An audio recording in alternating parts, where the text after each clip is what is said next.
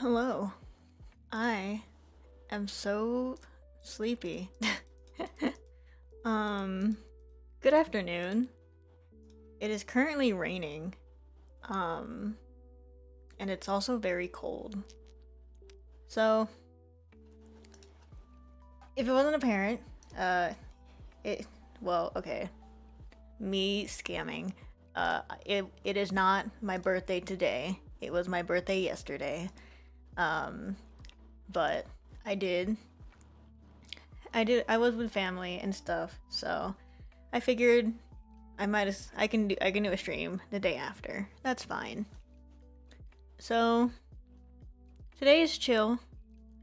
We're chilling out, hanging out in the rain. I got a matcha latte that is literally almost. Did I finish it? Hold on. Literally almost finished matcha latte that I made like an hour ago, and a banana. And we are gonna draw. I haven't drawn in a hot second, or at least not on stream, and I'm crashing out. I woke up so late today. I don't know why. I would have done this like at least 2 hours earlier than the time it is right now. But I woke up late and I was like, you know what? It's fine. It's not like I have anything else to do today. So I started on this drawing like what? 2 or 3 days ago in preparation for this stream. Because I am a very slow artist. I like to think that I'm quick, and to some extent I am, compared to other artist friends that I have. Because honestly, I can do like a whole piece in a day. Um, and like I have like a friend who takes like 10 freaking days to make a full drawing, and it's not even because like it's like a super crazy like detailed drawing. It's just that he procrastinates. But I usually lock in. But even then I take a while. So I started on this a while ago. I was thinking I could do like, what is that called? The whole thing in one stream, and then I realized I usually take like 6 to 8 hours to draw like a full thing, and that's like in a day. Um, so I was like, I'm not gonna stream for 8 hours. I'm not that crazy. So so we're just gonna look at this. Um, but yeah, I really like this drawing already. It's not that much going on yet, but I just thought, I can make something cute. I can make something a little silly. Um, so we have me, my stupid little Sona, and a bunch of my friends and my own OCs that are very important to me. I love them like my children. So we're just gonna be rendering today because that's probably the longest part of my drawing process. We'll see how it goes. I don't know if I can actually like um I don't know if I can finish this in one stream. I think that might be impossible, knowing me, cuz like the amount of time it takes for me to render is like the combined amount of time it takes for me to do line art and flat colors, which is like what, 3 or 4 hours. I don't know why it takes so long on flat colors. The line art I can speed through so fast, but flat colors it's like dragging my feet. But rendering takes a really freaking long time for me because I do this. If you've seen my art, then you know I have this like kind of metal look to literally everything because I'm obsessed with rendering, but it also takes absolutely forever. So we'll see. We'll see how this goes. Um, I'm not that good at yapping and drawing at the same time, which is kind of embarrassing. I'm like, I don't know. Like, I can't. I think I've mentioned before, but I literally just can't talk and do other things at the same time. What is happening with my mouse? Hello? Okay. We'll see. I'll be posting the final thing anyways once I'm done. If there's any weirdness with the mic, I apologize. Or not just my mic, but my audio in general. I apologize because I got a new tablet. This is the Huion, I think that's how you say it. The Huion Canvas Pro 24. This is, I keep hitting my mic. This is a 24-inch screen. And so the screen itself is 24-inch, but then the entire thing is bigger than that. And it's literally taking up so much space on my desk that like 10 minutes before stream, I had to just figure out where to put literally anything because I don't have space. This thing is it's almost the size of my monitor. Not that my monitor is like really big, but like it's taking up space, and I keep hitting my mic because it's so close to my face. But whatever, we ball. Yeah, I don't know. This is like literally the tablet that I asked for my birthday gift because I am in fact a little spoiled. But I did not think it'd be this big. I'd put a photo up, but I'm gonna dox my desk layout, and I don't care enough to do that. So here we are.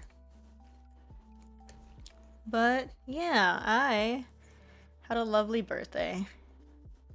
And it'd be even lovelier if I could stop hitting my mic. Holy crap, hold on.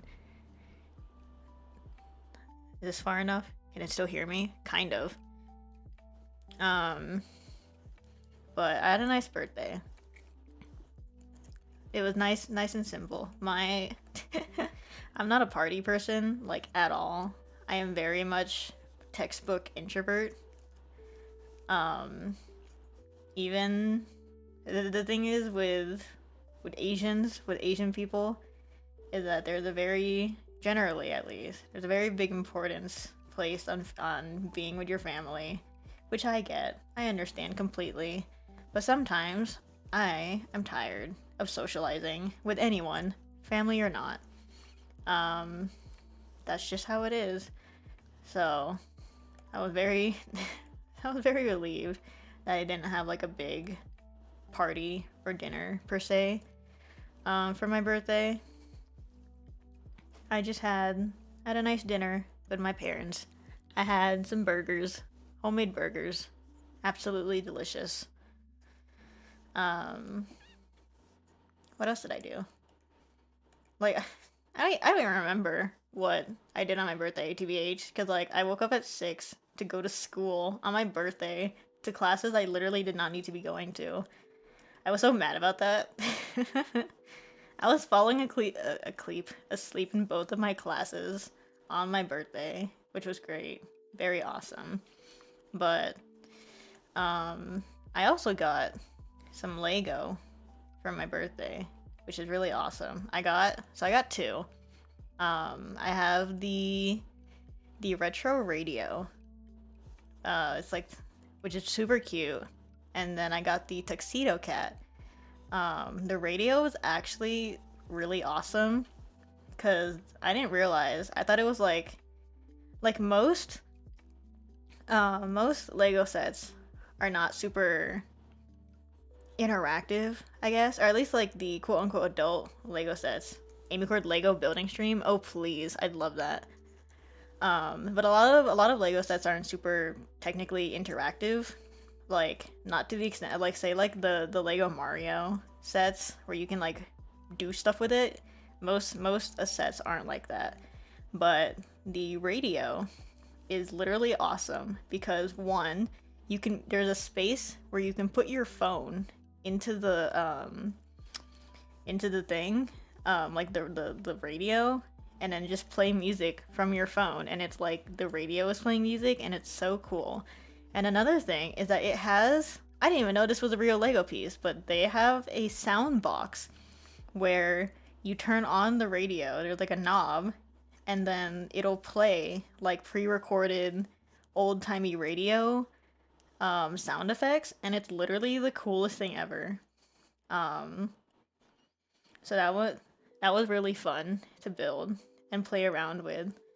Um, and then the other set that I got was the tuxedo cat. That thing is so cute. It's huge. Like, um, I feel like a lot of sets that I've gotten at least recently aren't like really on the bigger side, but like this cat is like a lot bigger than I was expecting. Like it is a whole foot tall, which doesn't sound like a lot, but for a Lego set, that's impressive to me specifically. And it's like 1-to-1 to a cat. Honestly, like a small cat, not like a kitten, but like a young cat, maybe it would be 1-to-1. That's like, it's because it's a foot tall, and like the tuxedo cat itself is like in a sitting position, like sitting upright. And it is a whole like foot and a half tall. So it's big. So I'd say it's probably something closer to like a younger cat, but not like straight up kitten. There's a white spot that I missed. But I stayed up till like 11 building that thing because I was just having fun. But yeah, I didn't have an extravagant birthday, but that's not really the kinds of birthdays that I like. As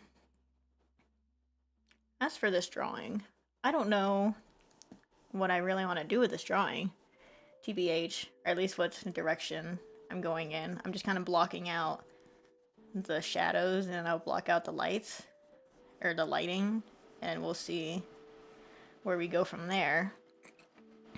But like, I don't usually when it comes to bigger quote-unquote drawings like this, like any of my older Hololive fan arts, there's like a kind of like a scene going on, like the Kieran Co series of drawings. I usually have, like, since they're based off of the Minecraft streams, there's like a scene going on.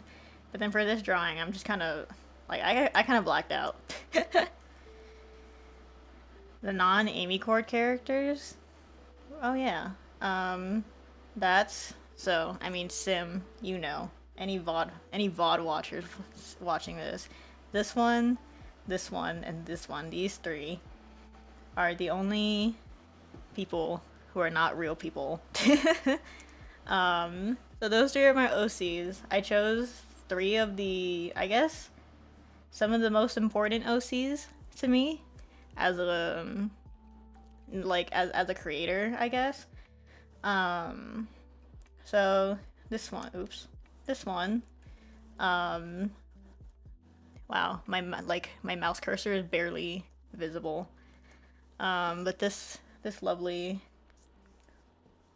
little girl right here, that one is Abigail, Abby for short. She is the second oldest character out of these three, I think. I'm not really sure. A lot of the OCs that I make are kind of on a whim. Like my creative process when it comes to OCs is just vibes. It's just completely vibes. So I think Abby, either Abby or this one, Siren, are the oldest ones. They're part of my, like, I guess it's technically, like, I never know what to call it when it comes to my OCs. I call it a series, like, as if it's a real TV show, but obviously it's not.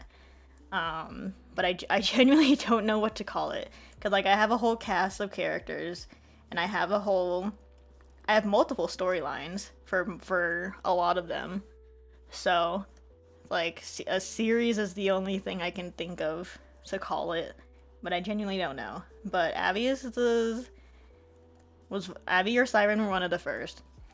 And they're voice crack, and they're like all of my OCs in this series is kind of part of like a band. Well, no, not not like a giant band of like 40 people. That's excessive. That's an orchestra. But they all have like their own bands. And then there's like a battle of the bands thing. And so the main premise kind of thing is just that like, oh, everyone is participating in the battle of the bands, and then there's drama, because of course there is. But like, I chose these three specifically because I think, like I said, I chose the ones that are important to me, and these three kind of like, what's the word? They kind of pushed my writing a little more. But I am a writer.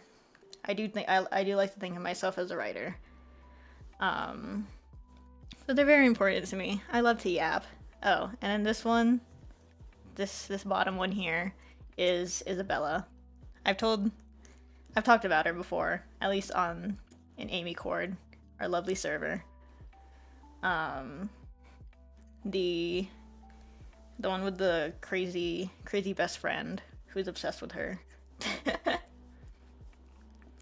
Yeah, I could do an OC yapping stream, but first of all, I'm incredibly lazy. I'm so lazy. I can't lie. Because the thing is, I have no drawings of these characters. For someone who is madly in love with all of my characters, like a parent would be, I have like no drawings of them, because I prefer, when it comes to OCs, I prefer writing, just because it's like, it's easier for me to get my thoughts down, and I think I'm a little too picky about drawing my OCs, because it's kind of, I'm already a little bit of a perfectionist when it comes to drawing. But then when it comes to drawing my OCs, like I'm even more of a perfectionist. Because it's like, oh, they're my OCs. I gotta get it right, you know? So I don't draw them as often as I should be, honestly. I wish I did, but I'm lazy. And then also, if I do a yapping stream, like just a Zatsu, I feel like that's boring. Mainly because I'm just a PNG tuber. Like, I don't have, like, there's gonna be nothing going on screen because I don't have photos of my OCs, so I'm just yapping, which I'm sure like a handful of people would like, but then I personally would prefer, as a consumer of media, I would be the type to prefer something going on screen. So maybe I'll do a yap stream once I draw my characters more, but not today. I mean, I can do a little bit of that now, but I'm so I got what do you call it? I got it's called a key dial, with this new tablet, and it's basically just like a mini keyboard that's specifically for shortcuts for like art and drawing programs. I'm still trying to figure out how to use it, so I'm drawing a lot slower than I usually would, because I keep pressing the wrong buttons. I keep pressing Control Z instead of like a different thing that I'm trying to press. We're learning. Thank you that you would watch me yapping with nothing going on screen. I appreciate it. But Yeah. So these three OCs are very important to me. So I was like, I'll include them in this lovely little self-portrait. That's a habit that I have. Honestly, I've done another self-portrait for a school project. No, not even a school project. I was like, I made a self-portrait for my portfolio for college applications when I was initially going to do when I was initially gonna major in art. I did a self-portrait, and I'm not gonna show it, at least not on stream. Maybe I can send it in our server. And it's kind of the same idea or the same concept as this of like the self-portrait and then like a bunch of chibis of OCs and characters that are important to me. Yeah, I can send it, but I have to find it. Cuz I think I have it in my drive, but not in my what do you call this? Not in my PC cuz I need space. Most of my drawings, as soon as I finish them and they get posted, they get put in my drive and then deleted from my PC, so that I have more space for other stuff. Hidden buried hard drive. I would never find anything if it was in a hard drive. I just have it in like a Google Drive. Cause I was given a hard drive, like a physical drive for something, and I remember what it was. For like my games, I think, because I needed I needed space on my PlayStation for Final Fantasy VII. So I put like a bunch of my games on that hard drive, and I've literally never touched it since. I don't even know where it is, honestly. Because I either finished those games in the drive, and I just wanted to preserve the save files because I didn't 100% them, or I didn't finish the game at all in that drive, and I just didn't care enough because I was too locked in on Final Fantasy. So here we are. I'm so responsible, I promise. Okay, no. I'm more responsible with digital organization. Like my Google Drives across my handful of accounts are pretty well organized, except for my Google Docs, because I'm the kind of crazy person that doesn't name anything. Like everything is just called untitled document. I'm not good at that, but everything else is like pretty well organized. But then like my desk is a mess. my shelves they just have random things on it. There's no rhyme or reason. It's a whole thing. But I mean, to be fair, like the point of digital digital stuff is supposed to be easier to manage, I think. Like, wow, I almost just called like real like regular, what's the word for that? Regular features of like Word or Google Documents quality of life features. I mean, they kind of are. Like being able to like sort things by file size or name. That's a quality of life feature. I don't care. That literally is. But like yeah, they're supposed to be easier to they're supposed to be easier to organize when it comes to digital stuff. We are incredibly chronically online. Yeah, like I don't even name my documents. Like I had to go through my what is it called? My folder of Clip Studio documents, and I had to go through and rename literally everything when I was like cleaning it out, because everything is literally just keyboard smashes. I name things keyboard smashes and I don't look back at them. And then when I'm like, oh, I'm looking for something specific, or oh, I need to check if this drawing is even empty, if there's anything on this canvas, I look at it and I'm like, this is just a keyboard smash. I don't know what this is. So I had to open it to figure out what it's supposed to be. And I'm just like, why do I do this to myself? I could make my life so much easier if I just name it at least like one word. But no. I'm stubborn. But yeah, I think it's so much easier to organize things by file size. Oh my god, that's so true, actually.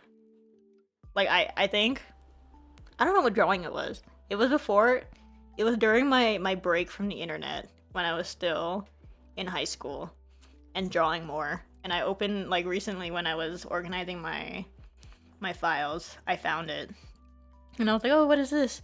And I opened it and I was like, oh my god, I completely forgot that I ever drew this. But it wasn't, I don't think it was not a bad drawing for that time, that era of high school drawings where everything is kind of hit or miss. God, I don't know how to draw my horns. Why did I let myself be a sheep with horns? I could have just been a hornless sheep. But no, I thought they were cute. Alas.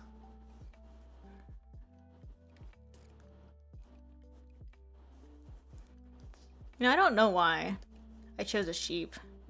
I don't remember why. I feel like I had a specific reason. But I don't know.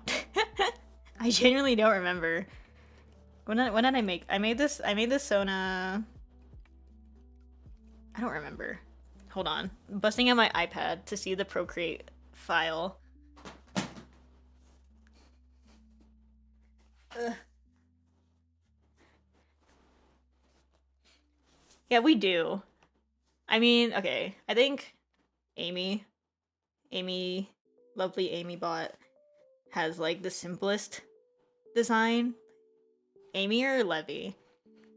Her halo is not that hard to draw because it's symmetry. You just haha, symmetrical.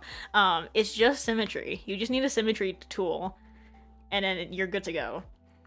I think, like, but then like the other two, who I shall not say by name for now, like has like the crown and then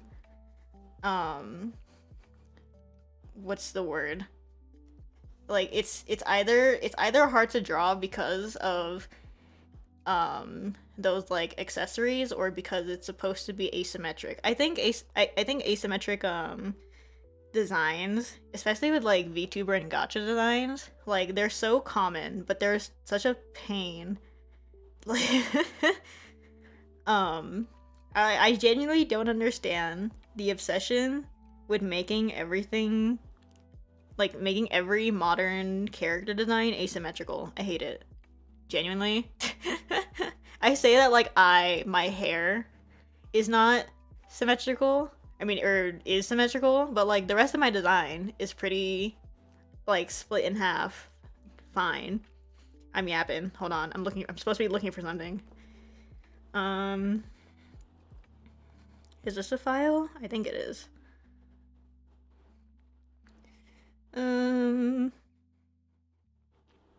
2024 of September? That doesn't sound right. Hold on. Yeah, okay.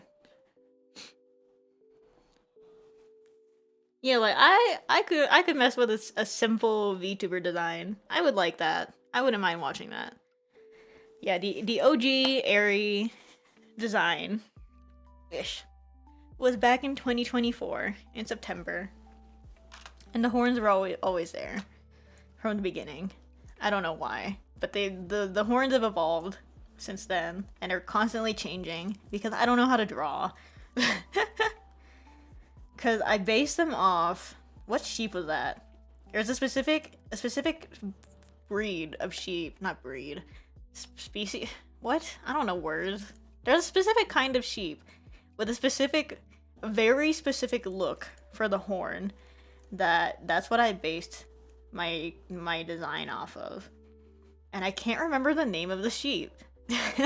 But I remember that it had like it kind of has curly hair, like curly wool. Like, you know those cats that have like curly, like really curly fur, and they look like plushies. Like that's what the sheep look like. But then it has like these kind of like twisting horns. Um but that's what I based my original design off of. And now I kind of regret it because this is so hard to draw. I made my life harder for myself, but whatever. It's fine. It's too iconic now. I gotta stick with it. Um, what is this? What am I pressing? God, this key dial is so confusing.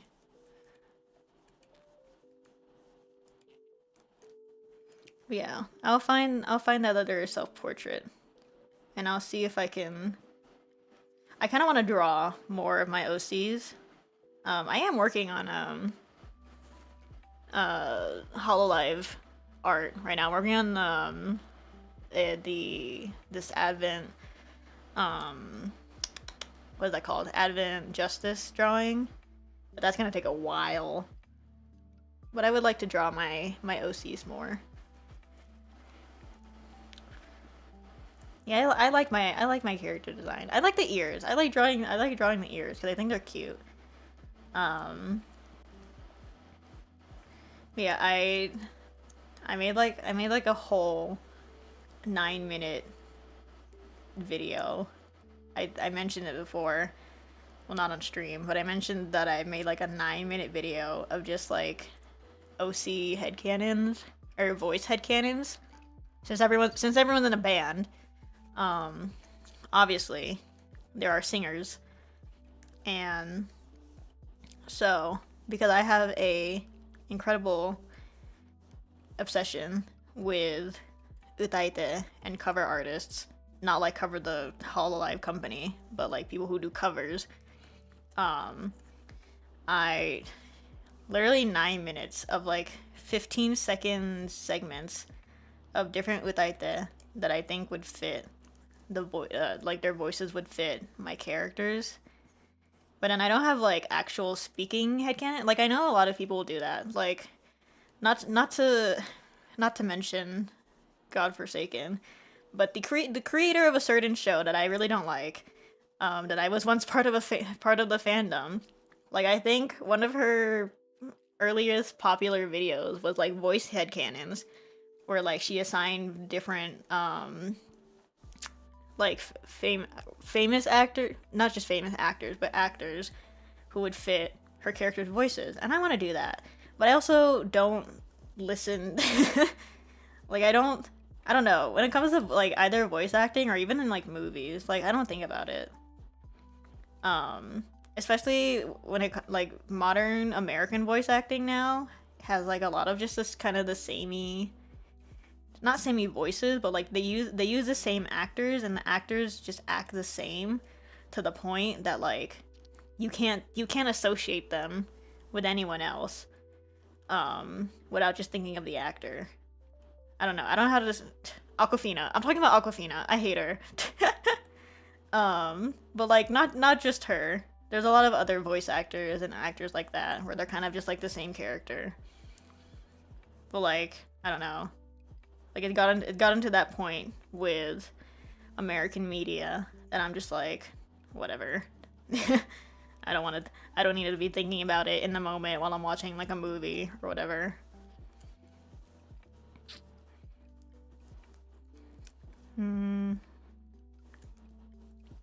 So shiny.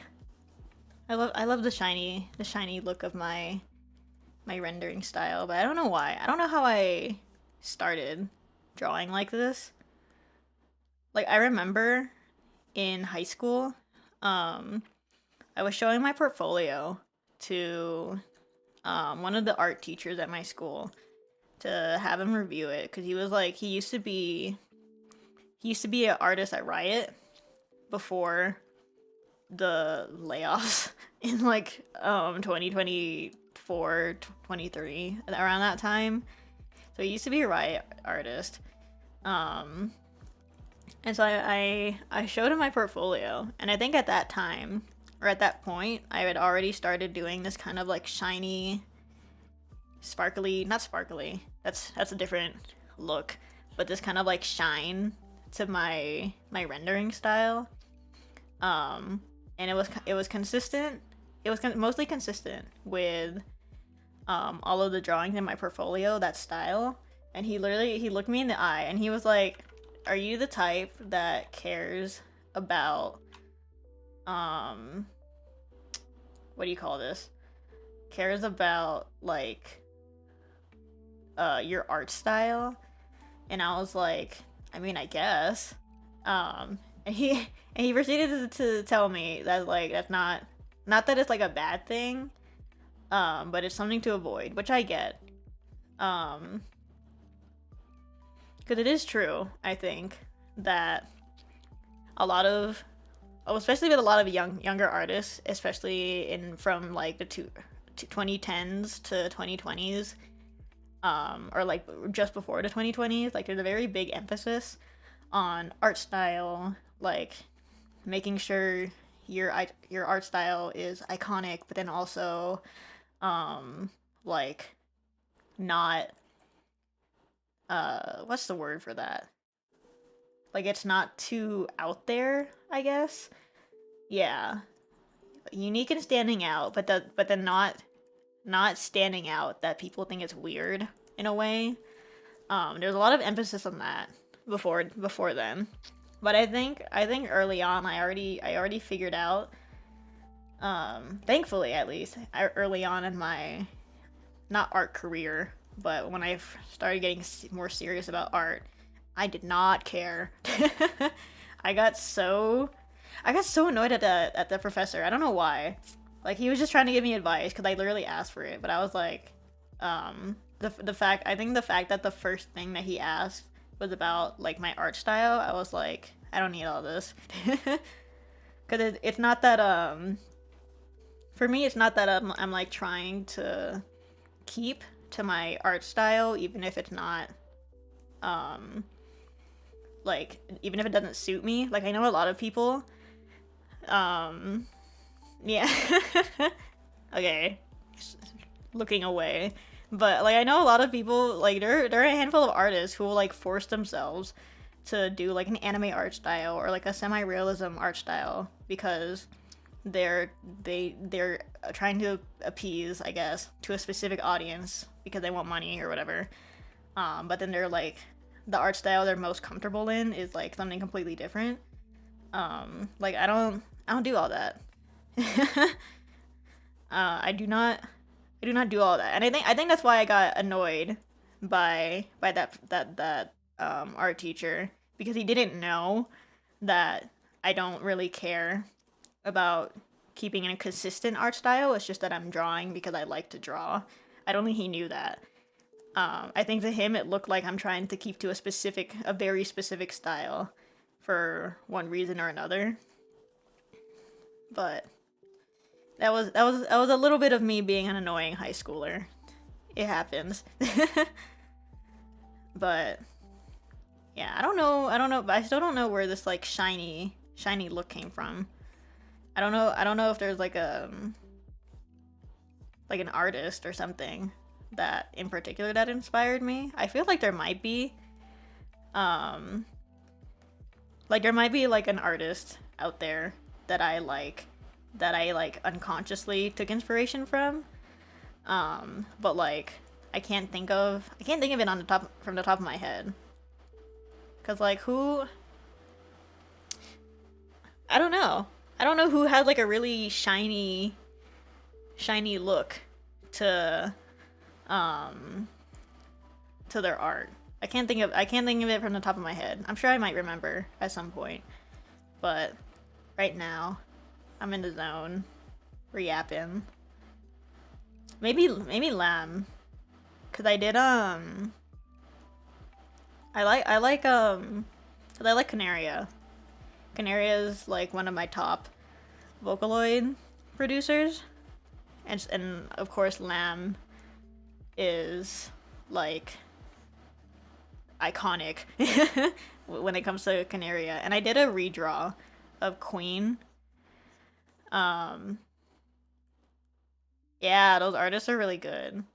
Um, I really like the rendering style of that artist. I don't even know how do you say their username? Eus?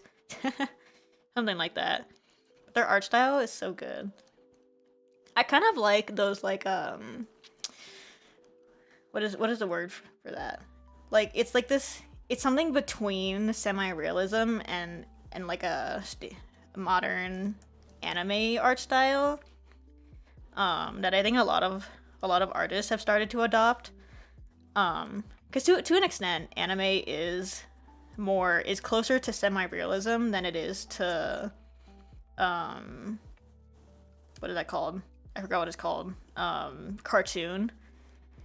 But then like there are a lot of artists that push that semi-realism more than that cartoony aspect of anime, and I really like that art style.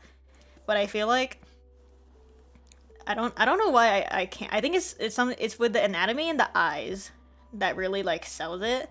But for some reason I feel like I can't do smaller eyes that are closer to semi-realism, because when I draw it, it looks kind of awkward. I'm not gonna try now. maybe another time, but like I really like that look. Like what is that one artist? This Korean artist Chomang. I love his stuff. It is semi-realism, but then even when he does like an anime art style, there's still a little bit of that semi-realistic touch. Yeah, like the eyes.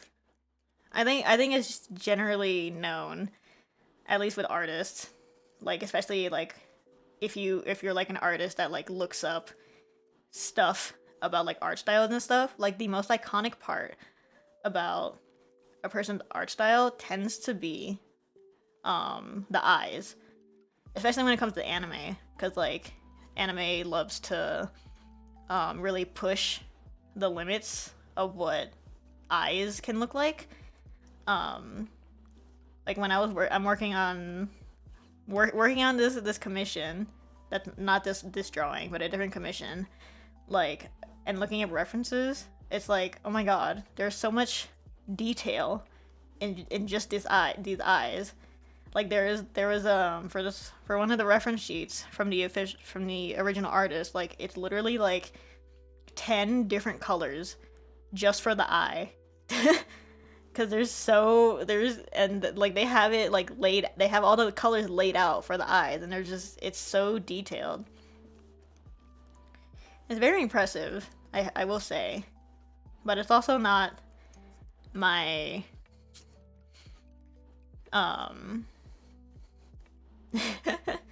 but like our eyes are not, I won't say that they're not my strong point, but they're not my focus, because like I said, my rendering, I'd say, is the thing that I like lock in the most. But I don't know.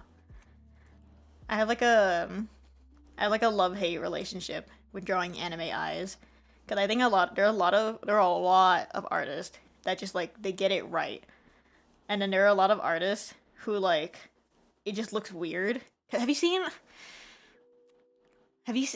like I shouldn't be too mean, because I think a lot of times as beginner artists, when they do like they do like the big detailed anime eyes, and that's it, like that's the only effort that they put, and that's like I try not to be not picky, I try not to be too mean when it comes to art that's not mine, because duh.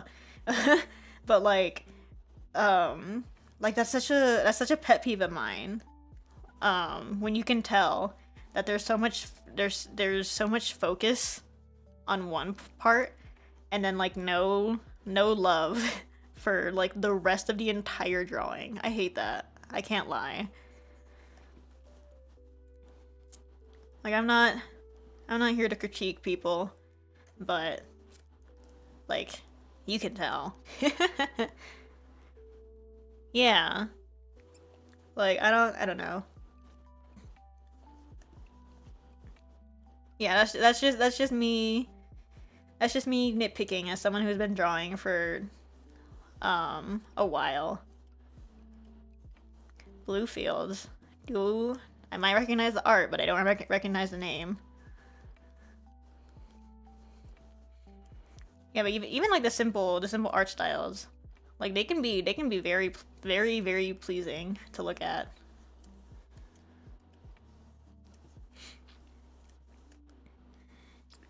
One second. Water break.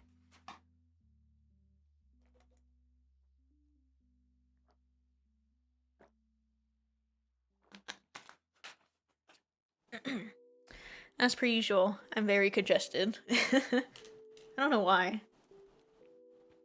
Actually, no, I do know why. I just ate. I had some buttered toast with leftover bacon, and now I'm a little bit congested. But we ball. We yap. But yeah, I don't know. Like, maybe I can focus on the eyes in some future drawings, but like, it's not my priority. I think especially with like what I was saying, like my drawings that kind of have like a scene going on. The eyes in those especially are never the focus. It's mainly the rendering and like the movement that is my priority when it comes to drawing, which I don't think is a bad thing. There are a lot of like what's that one artist? I don't remember usernames like ever. I recognize art, not names, but like that one artist that does like life drawings from like photo references, and it's like the most beautiful. Like they're so simple. There's no color. It's just the lines, but they're so full of life. Ooh, okay. Let me check this.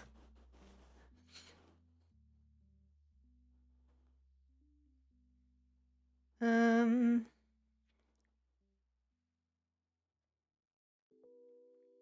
Let me see. Oh yeah, I've seen this artist. Yeah. Oh my god, they have such nice like a softness to the art, but then it's not over rendered. That's cute.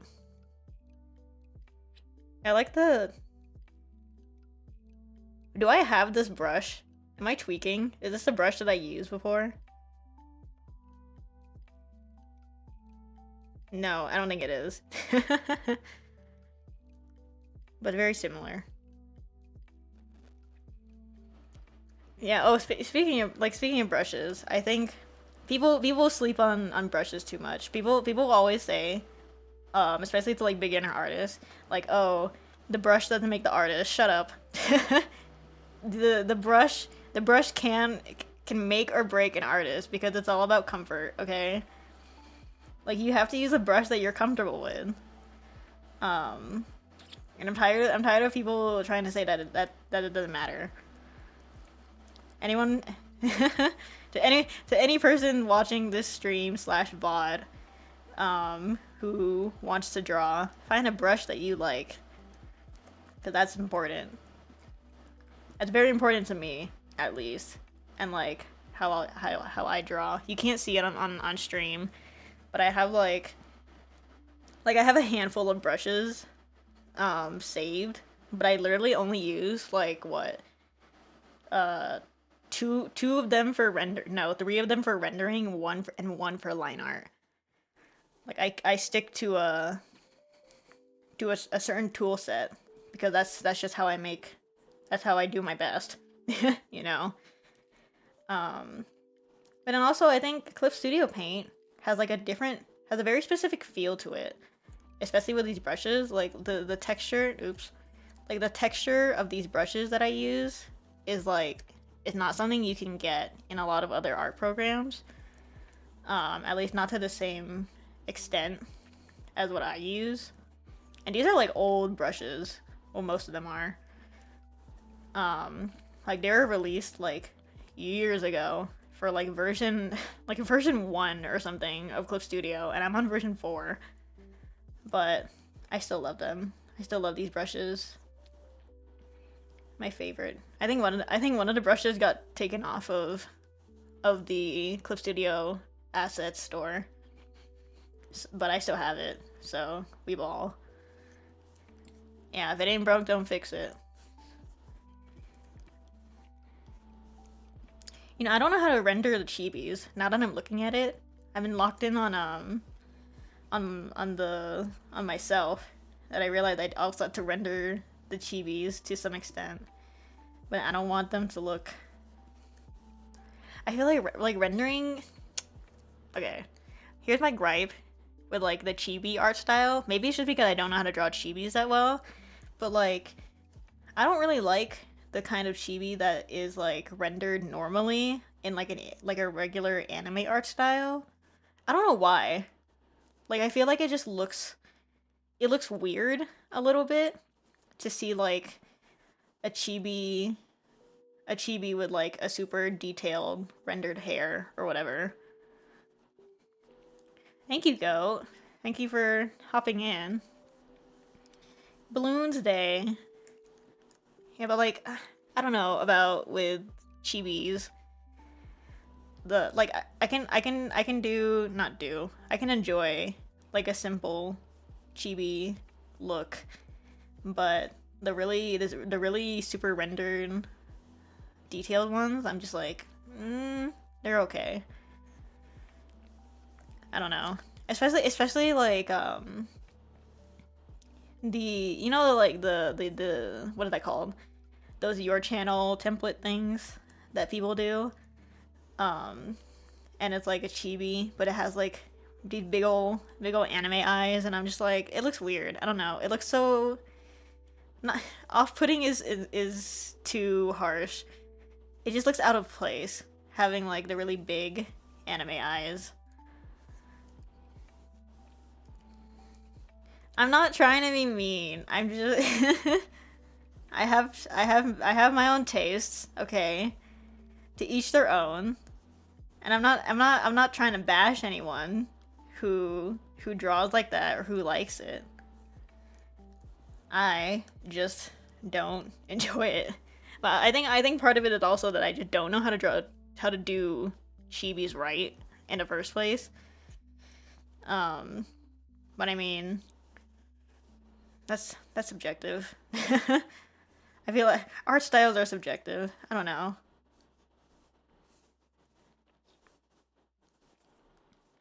But like,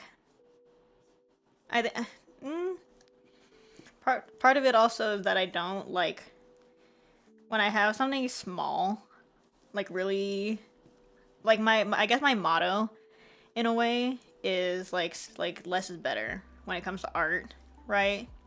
So if there's something like literally like small, like something, wow, rotated, like something small, like the chibis, or something that is like more in the back, I'm not the type to like fully render it, because it's like it doesn't need it. I feel like it just doesn't need it. Like it becomes excessive when you render literally everything, and I'm pretty sure that's like a pretty standard thing with like a lot of professional artists. Like if you look at like most, like, god, anything from Riot Games. Most of the art from Riot Games. I don't care about anything that comes out of any of the games that comes out of Riot, but like the art, like I think one of their like artists was literally talking about like how they do like the paintings, or how they paint their stuff. And it's like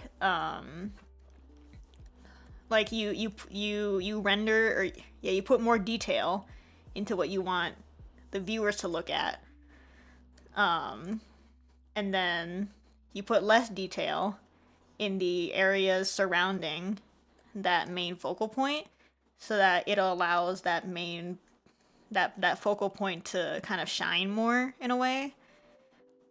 Yeah, like that. Like that's my philosophy when it comes to drawing. And I think that's why I don't like the super rendered chibi art styles, cuz it's like it feels excessive in a way. But who am I to judge? I'm just a guy on the internet that likes to draw.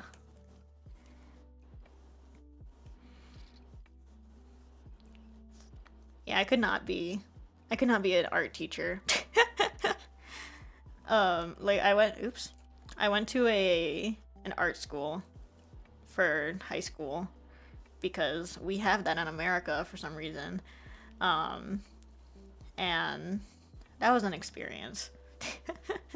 I get people a lot telling me I could be like a teacher, and I'm always just like, no.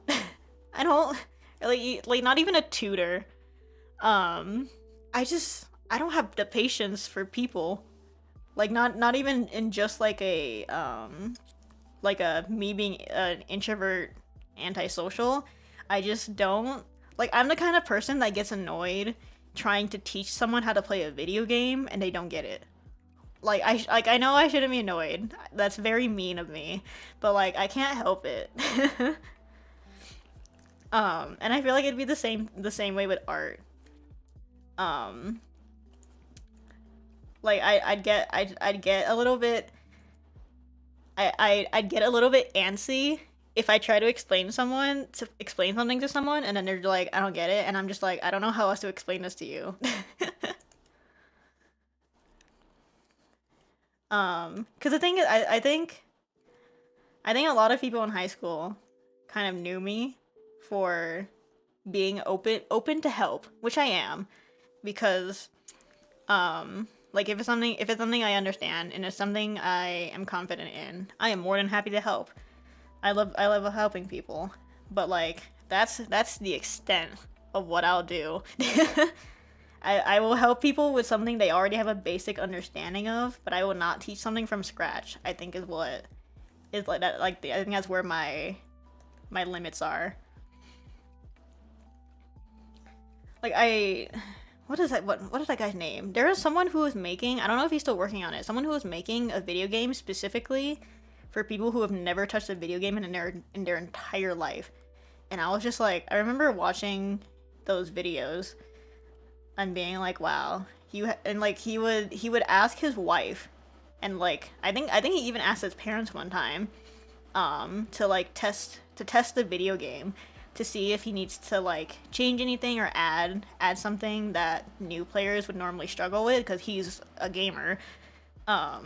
And then like he would have people play test it, and then they'd be like, oh, I don't know how to do this thing, and he'd be like, okay, I'll change something in the game to help you understand it. And I'm just like, this man has so much patience that I don't have.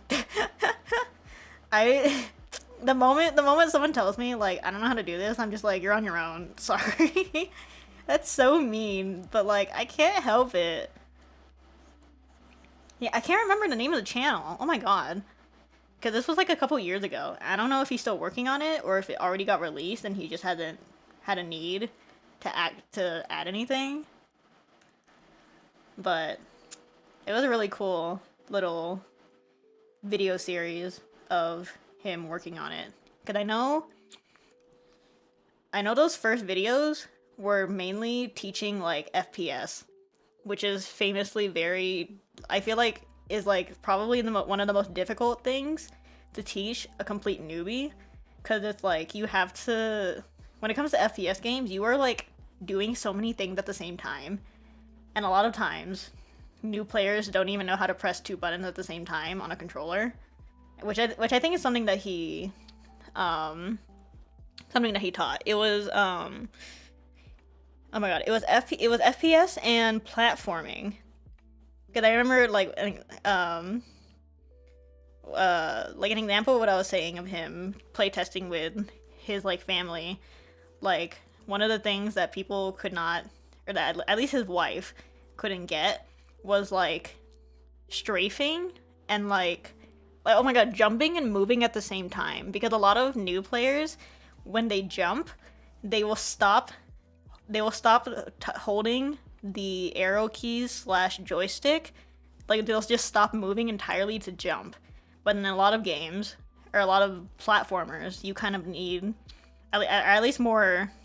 Even in like the most basic of platformers, like the original Mario games, like you need that momentum. And so he had to, that's one of the things that he had to include in his game to teach that like you can still, you are in fact allowed to continue moving while jumping. But I was just like, God, if I was trying to teach someone to play a video game and then they stopped to jump, I would have left. I'd be like, okay, we're done here. Yeah, but I prefer controller for some games. But like, oops. But then like, I don't know. It depends on the game. Cause like controller for like FPS game is famously the worst experience ever. Especially if like that controller has like really low sensitivity, which I feel like a lot of times like the sensitivity with controllers and stuff, like even if you can tweak it in whatever device you're using, like it still feels slow compared to a mouse. But then like at the same time, like I use like I like using controllers for like what are they called? Open world games.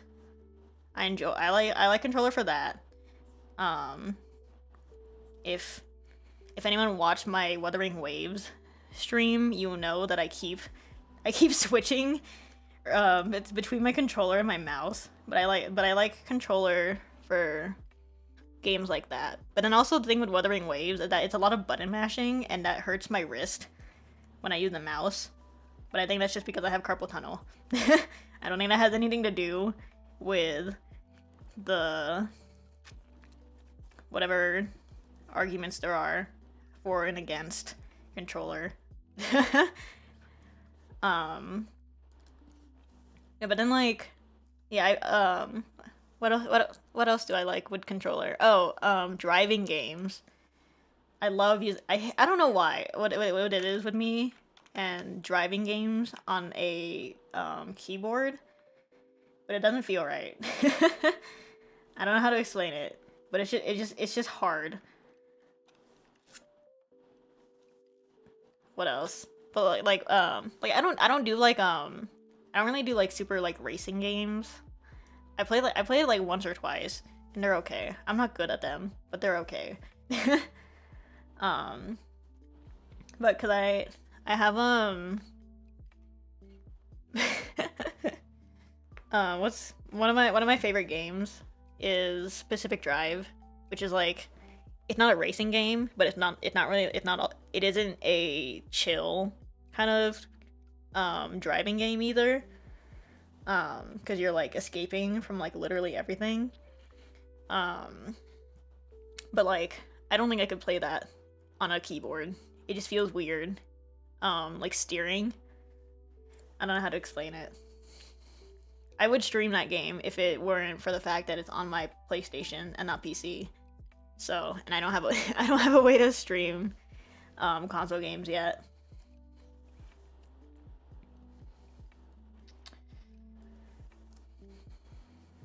Mario Kart on PC sounds like hell. I'm sorry, that that sounds sacrilegious. Honestly. Like even I used to play Mario Kart with the we used to have the steering wheels for like the Joy-Cons. If you've ever seen that for Mario Kart Switch. Like you can put the Joy-Con in the steering wheel. And then like use it as an actual steering wheel. I used to use those like a lot for Mario Kart because it just feels, it's just comfortable like that. I don't know where those are. I don't know if we still have them. I hope we do, but I might not. Um, yeah, I used to have. Okay, I'm not like a big Smash Bros player, but I did play it a little bit, and I do own it. Um, but like, I had a what is that called? Oh my god, I'm blanking on what it is. Is it the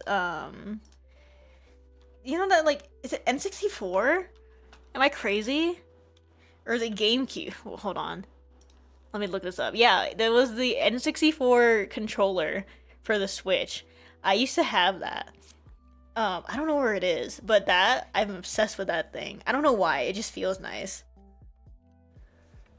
Like that I have nothing against like the Switch Pro controller and that like style of controller. I mean, I have like a PlayStation. So I'm used to it. But like the N64 with the stupid joystick in the and like smack in the middle. I love that. I don't know why. I'm pretty sure I saw like an article or something or some kind of video talking about the original N64 console when that and during that era with the and like how everyone hated the joystick because they would use like the palm or like the palm of their hand to use that middle joystick of the N64 and then it was physically hurting them and I was just like that's insane.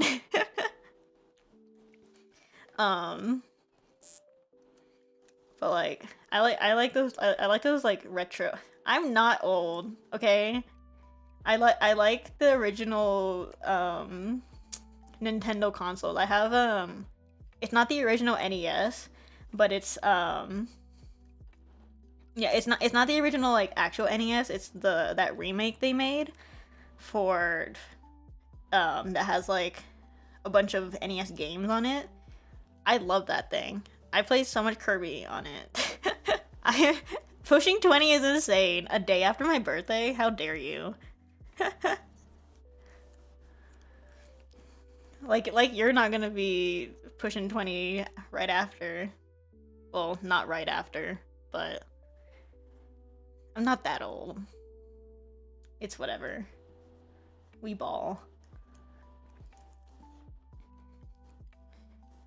9 months. 9 months until doomsday. You know, I have like this weird okay. Um oh my god. I have this weird thing when it would like the not to be like completely existential or whatever, but I have this weird thing with like the passing of time because like I have like so many freaking hours on YouTube just like scrolling through stuff. And the thing is like YouTube really likes to recommend me old videos that I've watched before. And like there is something there is something so incredibly existential about seeing a video that you recognize and then it says like released 2 years ago. Like cuz like YouTube likes to recommend me music that I listen to often, like covers cuz I like I said I really like listening to covers and stuff like that. And like the dread that I feel seeing that a cover that I love that I literally saw on release was released 2 years ago is like, oh, it's the worst feeling ever for no reason. It has no right. Feeling so awful. When you see something that was released like even a year ago. Like I saw a video that I remember seeing on release, and then it was like, oh, this was released like a year ago, and I'm like, oh, it's been a year. The passing of time is I've it's just left me entirely. Or it's just dread. It just fills me with incredible dread. Okay, I don't know how to render these eyes. I'm fine with the simple rendering. We can chill with this. 9 months. Ugh.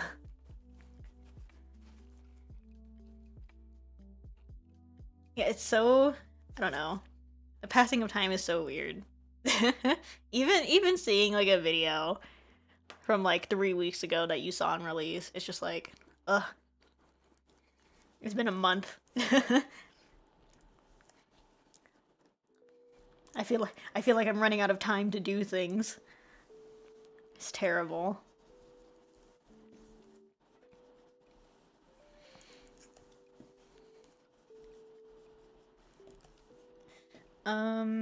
Oh, right, the eyes. 5 years ago. Oh my god.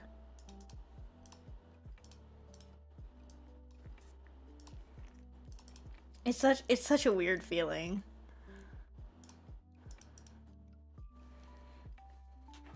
Ooh, my latte. I almost forgot about this.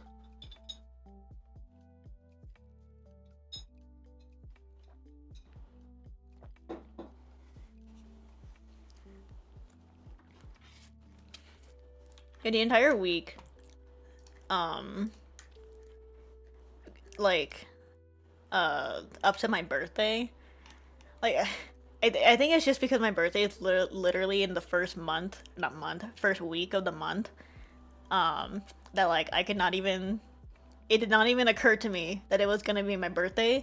It was just, the only thing I can think of was, like, oh my god, it's already May. It is already May, and I feel like I haven't done anything. Or, no, it's not even that. Like, the dread that I feel is not even that kind of, like, oh, a month has passed and I haven't done anything. It's more like just the fact that a month has passed in the first place is so dreadful to me in so many ways. Because I'm not the type that gets all sappy and stuff. Not sappy, that's not the right word. But they get all, like, antsy about, like time passing, and then they're like, oh, I haven't done anything. And I'm just like, that's not my problem. It's just that the passing of time is happening, and I'm not even aware of it. I don't think depressed is the word either, because it's not like, it's not so, I don't know words. Blink once and we're like 28. Shut up. That's gonna be awful.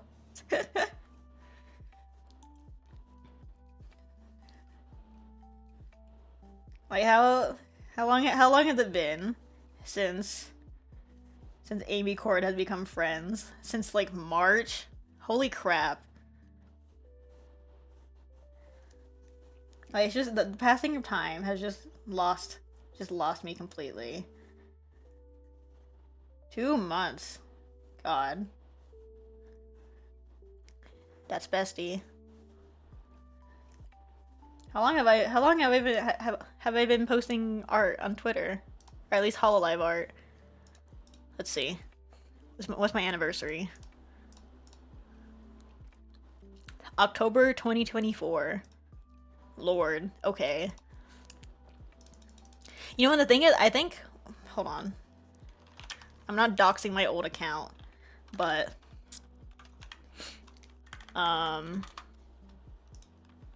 my very first account where I was posting fan art of a show that I now hate is 2020 of July.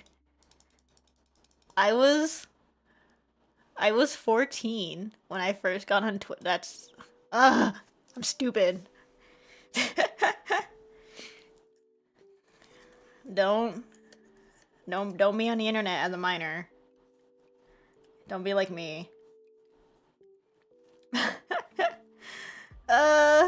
Okay, well, okay, no.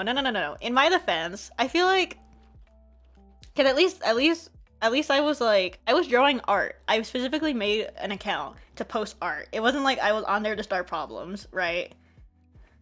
So it's like, and there are so many artists who are, like, really young, and they start drawing young, and so they naturally start posting young. And, like, I feel like, to some extent, as long as it's, like, as long as they're smart about it, and as long as people aren't weird about it, I feel like it could be okay. You just have to be really careful. but then still 14 is like really bad. Like I'm not trying to defend minors on any social media platform. Like that's just, it's just bad. I feel like 15, like 15 is like is like the youngest you can be without being too, like 15 or 16 is like the youngest you can be without being like god awful weird about it. But then I don't know. No minors on Twitter. I feel like 17 might be okay, but like no minors on Twitter. But I can't say anything. Not when I was a minor on Twitter. Oh my god, I saw a tweet. Like, oh my god, what was it? It was someone starting drama with like the Honkai series or whatever. And then it was someone bashing on a character in Honkai Impact or whatever. And then you go on their profile, they're pinned. Like, I don't know if it's satire. I wish it was satire. I'm praying it's satire. But like their pinned is literally, I just turned 13 and I just started 8th grade, and everyone is just like, that has to be satire. Cause like, how is a 13-year-old coming onto Twitter just to start problems? How have we gotten to this point on the internet? It's insane. And it's awful and it should not be happening, but here we are. I don't know. Yeah, like it's so like I don't okay, not to I think young people are pretty smart. Young people can be really smart and smarter than they're given credit for. But like no, it's just weird. It still feels weird. Like it feels like those movies where like movies, or God forbid, like what is that called? I forgot what it's called. I hope no one who ever follows me reads YA novels, but like in in those, like that kind of media where it's like 15, not even 15-year-old, just like young teenager, or God forbid preteen, who was like the smartest person on the planet. Like that's just, I feel like it's desensitized me that I become annoyed by young people who are genuinely smart. Oh, don't speak to me about young Sheldon. I'm sick of that show. The thing is, I like Big Bang Theory to an extent. I thought it was fun, but like young Sheldon, I was just like, whatever. I don't care about this kid. He's like actually insufferable for no reason. Okay, these peoples are too big.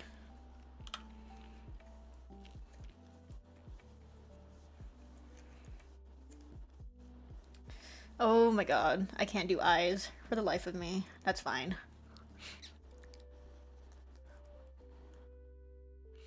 Yeah. Yeah, like he literally is. He got the good at math and science autism. But then like he's annoying about it.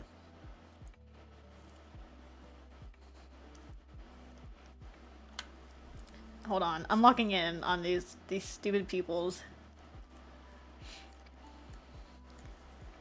I've talked about it before, streaming on Discord to friends or whatever.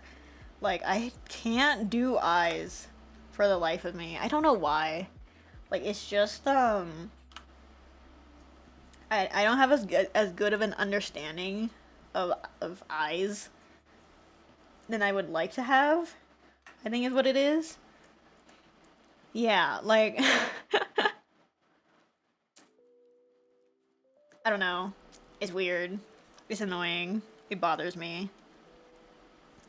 Like it's a mix of like getting the angle of the eyes to be right, and then also like the oh my god, pupils are just weird. Cause like I don't know if you've ever seen what is that called? Oopsies.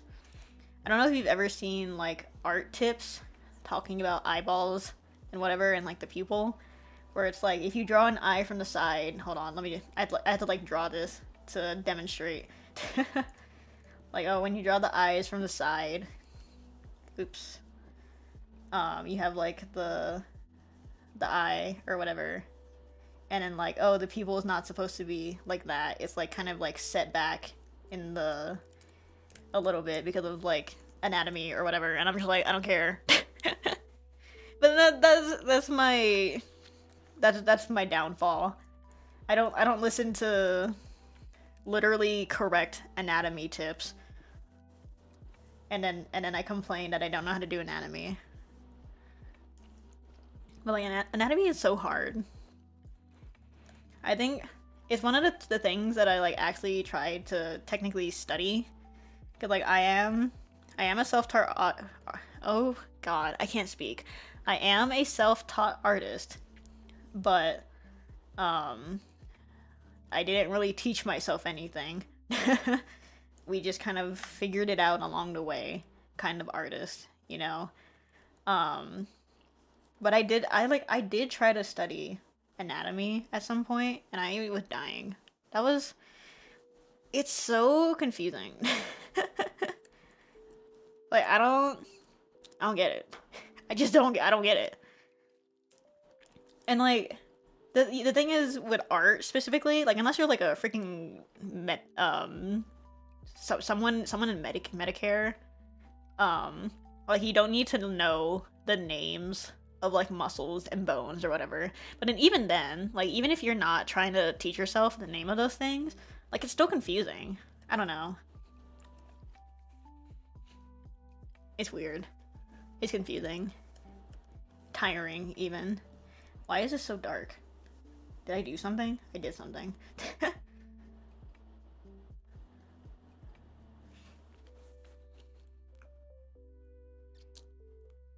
Oh, something I forgot to mention. At the start of the stream. I forgot about it because I don't really do. Oh my god, I'm so congested. So I don't really do drawing streams. The colors on stream are like way different from what I see. Because especially because I have like here's my weird thing, or my like confusions regarding drawing tablets. Like why do drawing tablets have to have like better specs in terms of like color range and stuff, if not everything else? If every other device doesn't have the same specs. Like what is the point of me having this expensive drawing tablet that has like the widest color range ever, and then like my phone had like a regular color range? Like it's not gonna capture like all these vibrant bright colors that I'm seeing. And it's just confusing to me, like what the point of that is, and not just confusing, but it's also really annoying, because I have the almost universal artist experience of the colors looking different on your phone from your PC or whatever, and it's just like why do we need. Why does it so desperately need to have such incredible range if it's just gonna look like that on my phone? I don't know. I'm ranting now, but it bothers me. So, I mean, I don't think I'll finish this entire thing by the end of stream. Well, actually, maybe I might. I don't know. It's only been an hour and a half, but like. Even if I finish on stream, like I'm still gonna export this and go on my iPad to do final touch-ups, because I can't do touch-ups on my PC or my drawing tablet, because it's gonna look different.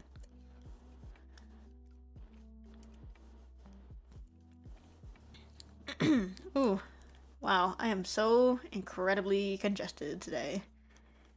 This is terrible.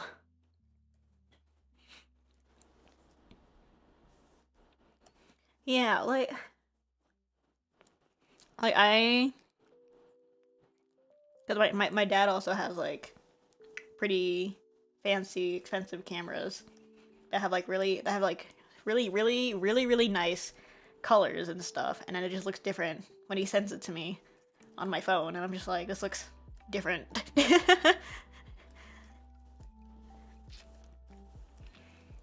But I don't know. It's so weird. It's very weird to me, and it's very troublesome. Yeah, like you just have to fix it elsewhere.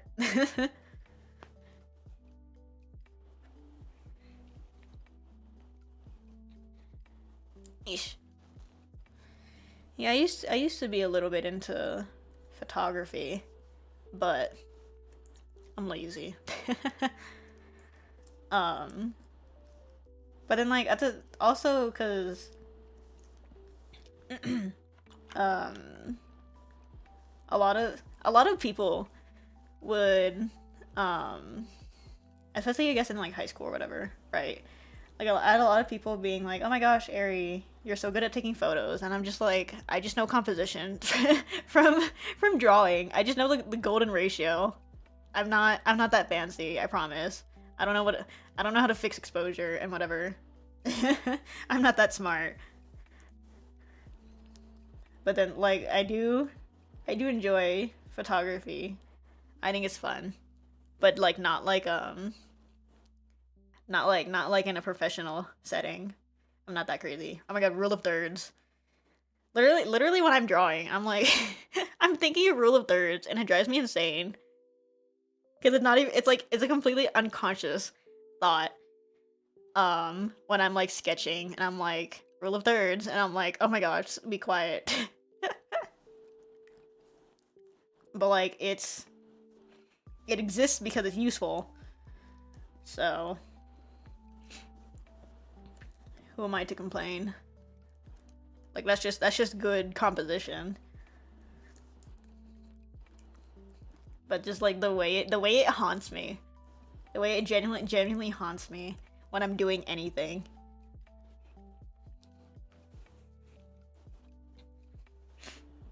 Okay, I still have to figure out how to render the chibis. Um I mean I can do something simple. Surely. I just don't know the best way to go about it.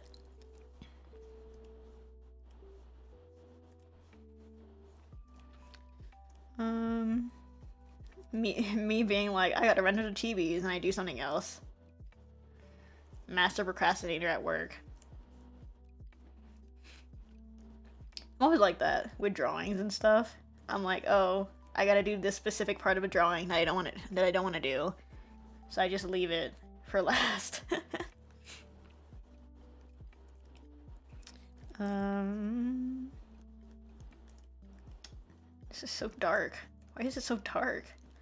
Ah, I'll fix it. I'll fix it later.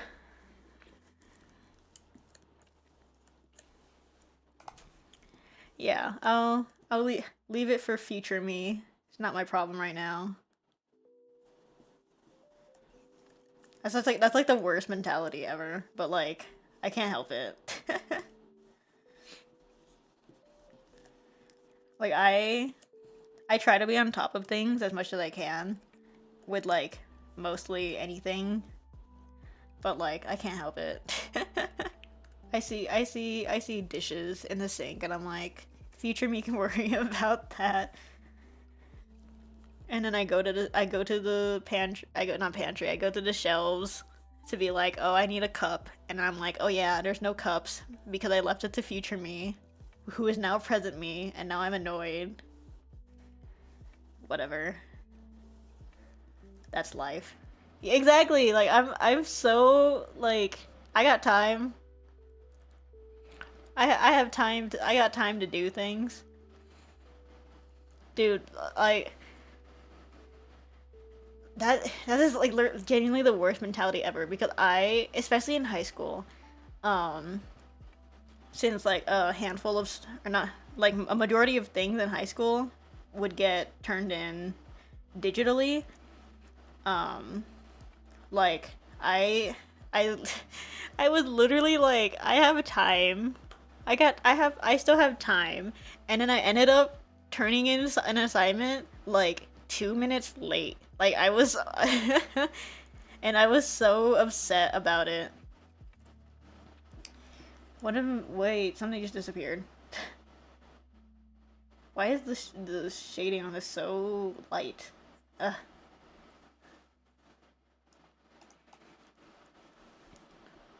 And no one procrastinate.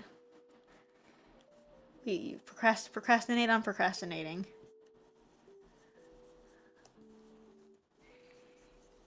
Yeah, but that's like the bane of my existence now.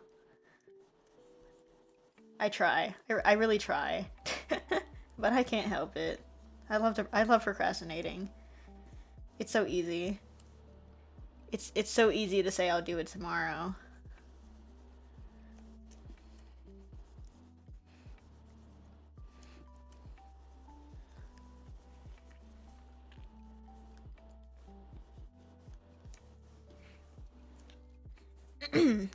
Excuse me. Vocal break.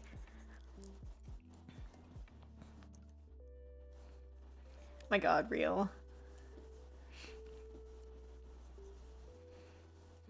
Yeah, it's so easy to procrastinate, especially because I'm taking like a handful of like online classes. Oh my god, I hate it. I hate it so much. Online classes is like the worst. Is like the hardest thing to not procrastinate. Like like you're telling me that this thing is due at 11:59 at the end of the week, and you expect me to do it now? That's funny. That's hilarious, even.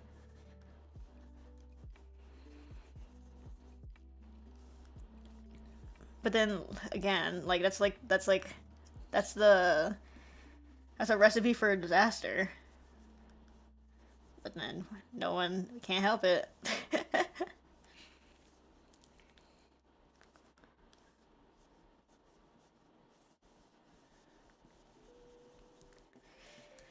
Oh, rendering.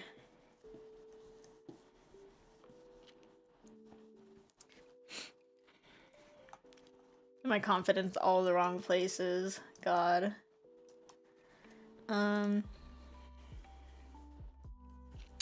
Oh, I just realized that my color history is visible on stream. That's funny. I don't even know why I have this up, honestly. This, like, this wall of colors. I know Sim was saying, telling me about how, like, it looks like my Clip Studio Paint workspace looks like sitting down in a pilot seat with like a billion buttons, and you don't know what any of them do.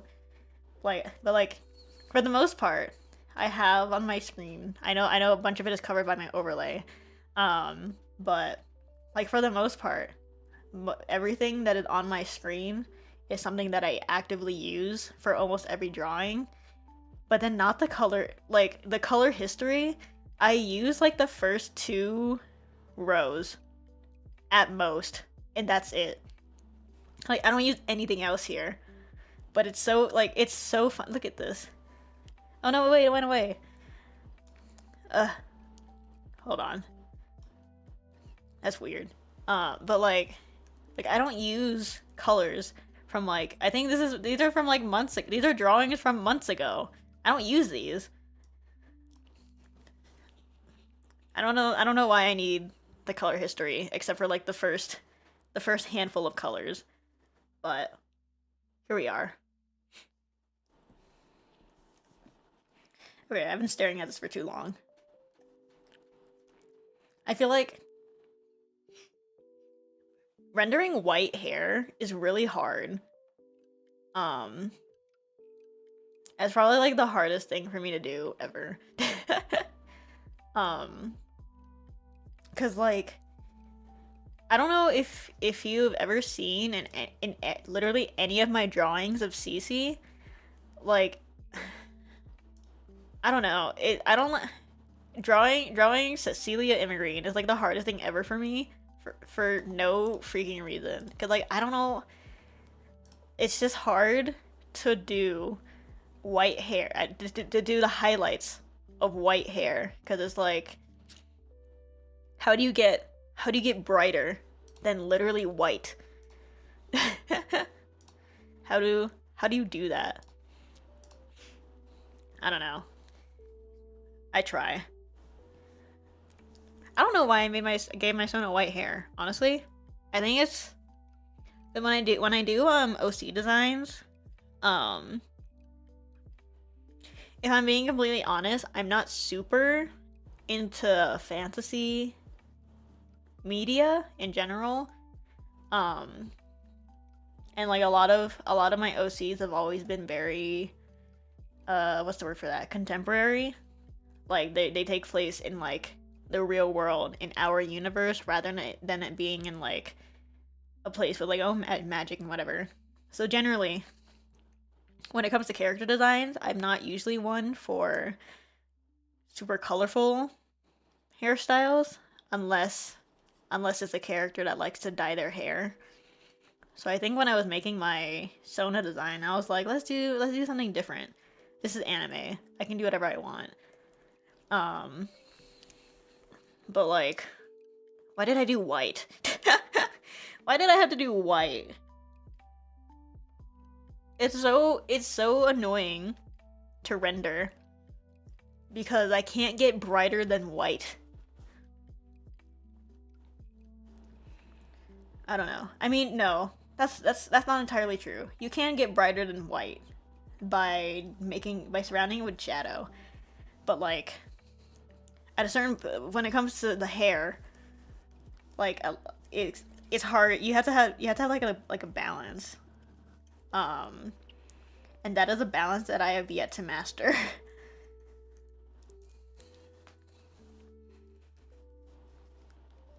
It's a very fine balance. Oops. I don't know. I love drawing and I love rendering, but I also apparently love making things harder for myself. Alas. We ball.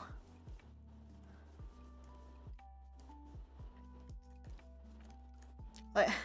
That looks raw. That looks awful. But then it just looks. Oops. Oh god. Like it looks like there's not enough happening with the hair if I don't have something else going on.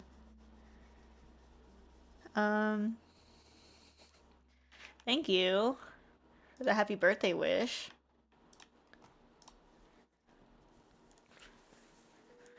We're having a chill time.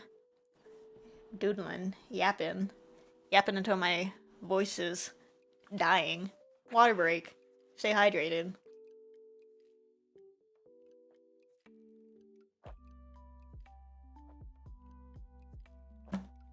Whew.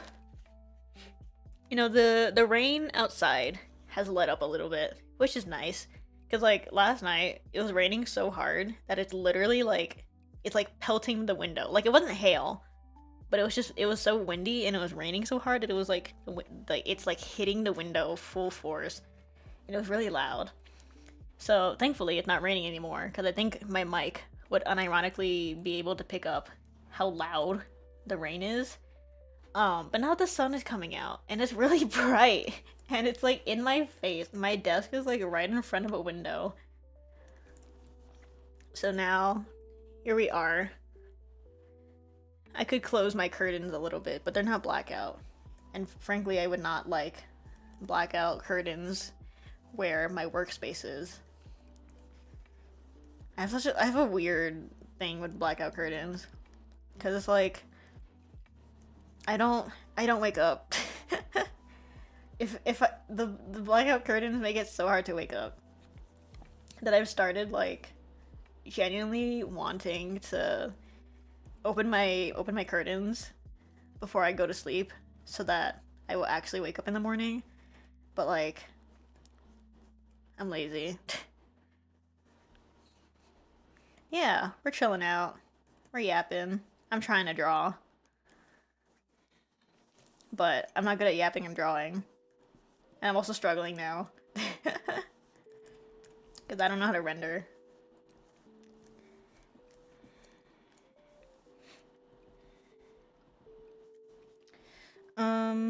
Okay, fine. I'll render the chibis, I guess.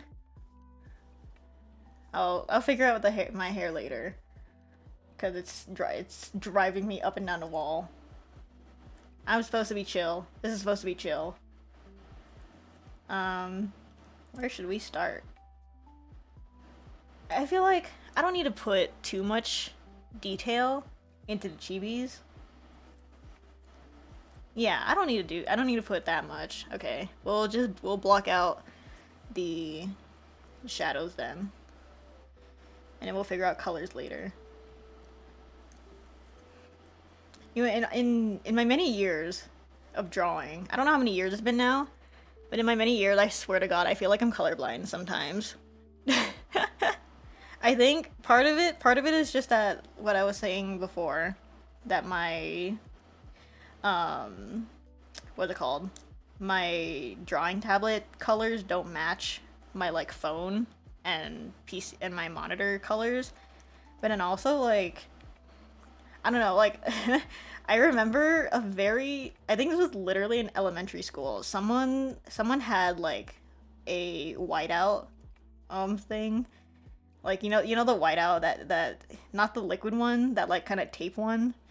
And so the container was in a I swear to God, I swear this it was such a stupid argument, not like looking back on it, but I swear that this whiteout container was like orange or like some kind of reddish orange, and then my friends, like literally everybody else was insisting that it was red, and I thought I was going insane. But I swear on my life it was orange. But like I think since then, I think there are certain colors that are like look slightly different to me, but not, I don't think I'm like actually colorblind. I think I'm just like I might be too used to looking at colors in a certain way that I get confused. Because also, so one of my favorite, unfortunately, one of my favorite Pokemon games is Scarlet and Violet, which is famously one of the ugliest. I can't lie. I can diss on my favorite game, okay? So Scarlet and Violet is like one of the ugliest games ever, and it's one of the lowest quality graphics you have ever seen. Like if there was something standing too far away from you, you can count the pixels. It's bad. But not only do I like this game, the reason I like this game is because I like shiny hunting, which is awful because there are so many Pokemon whose shinies look exactly the same as their regular, what they call it, their regular form. And so I'm like, I have 100 hours in this game. At least 30 of those hours is me just nerd-necking this game on my, like, nerd-necking my Switch, leaning in as close as possible to make sure I can actually see if like a Pokemon from like 30 feet away is actually shiny or not. And I I feel like I'm tripping. I feel like I'm like actually tweaking. But I remember I played Pokemon for like a couple hours. I was shiny hunting for something. And so I'm like squinting and I'm looking so close at my screen for like multiple hours. And then I went to draw like right after, and I swear every single color just looked wrong. I don't know what it is. I think I think I was just like actually tweaking. But that was the day. But I love that game. Genuinely. I wouldn't have 100 hours on it if I didn't like it. But like it's bad. It's just like objectively, it's just bad in so many ways. But then I feel like I think people only people who play a game can call it bad. Honestly, like I feel like you have to have played a game to really criticize it in any way. Like unless the game is like literally unplayable, then yeah, everyone can agree it's just bad without having to play it. But then if it's a game like if it's a game like it's like Scarlet and Violet, um, like I don't know, there are so many good things that came from this game, like shiny hunting. They made shiny hunting easier, which I think I enjoy because I have a life and I don't have time to be soft resetting for like 20 hours 20 hours for a single Pokemon. At the very least in Scarlet Violet I can get like a good couple of Pokemon in the same amount of time rather than just the one. But then like at the same time, this game is ugly and it's not optimized, and I'm pretty sure it crashed. No, it does. I've gotten one crash on this game on my Switch, an OLED Switch, by the way, not the regular Switch. So supposedly it's supposed to be better or have better specs or whatever. But I did get a crash from this game because that's how unoptimized it is. But I still like it. I still enjoy it. I don't know. Like I don't think it's even like a so bad it's a good thing. I think it's just that I enjoy one thing from it enough that I can ignore everything else. Which I can't say a lot for I can't say for a lot of games, TBH. There are some games that are just bad. Like no mercy for it. They're just bad.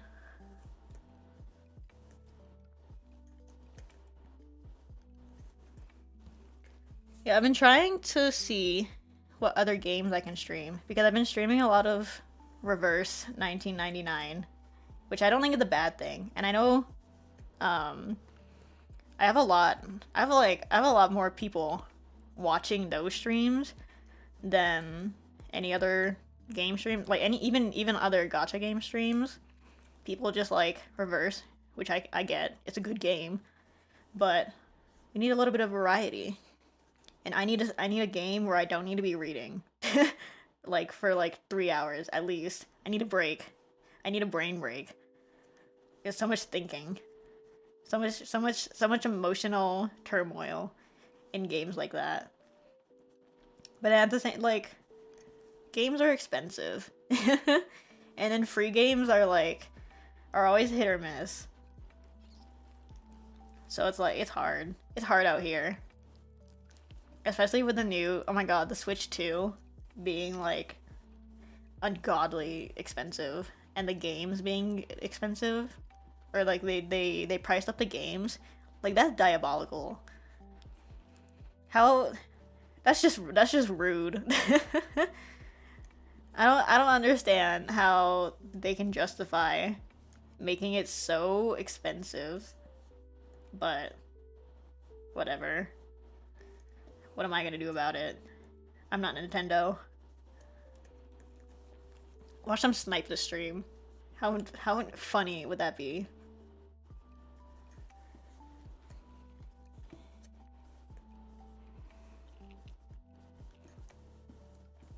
Okay, I like zoned out while I'm like rendering all of this. Okay, this simple rendering is not that bad. Honestly, this is kind of the way I'm rendering right now is kind of like how I do PNG tubers, which is fitting.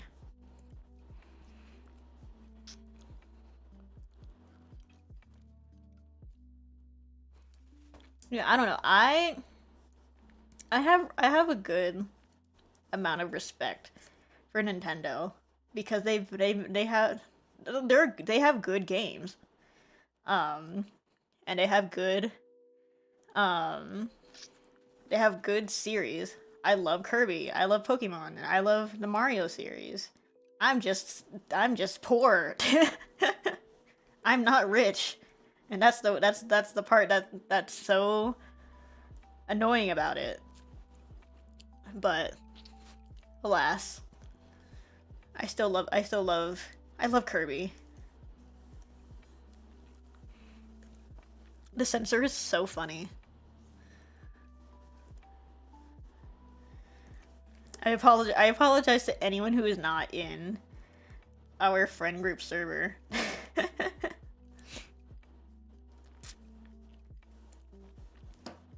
Yeah, I got 4 out of the chibis. I got 4 friends, and then I got 3 OCs who are not real people. For anyone curious. Thank you. I tried. like I keep saying, I don't know how to do chibis that well, but I tried.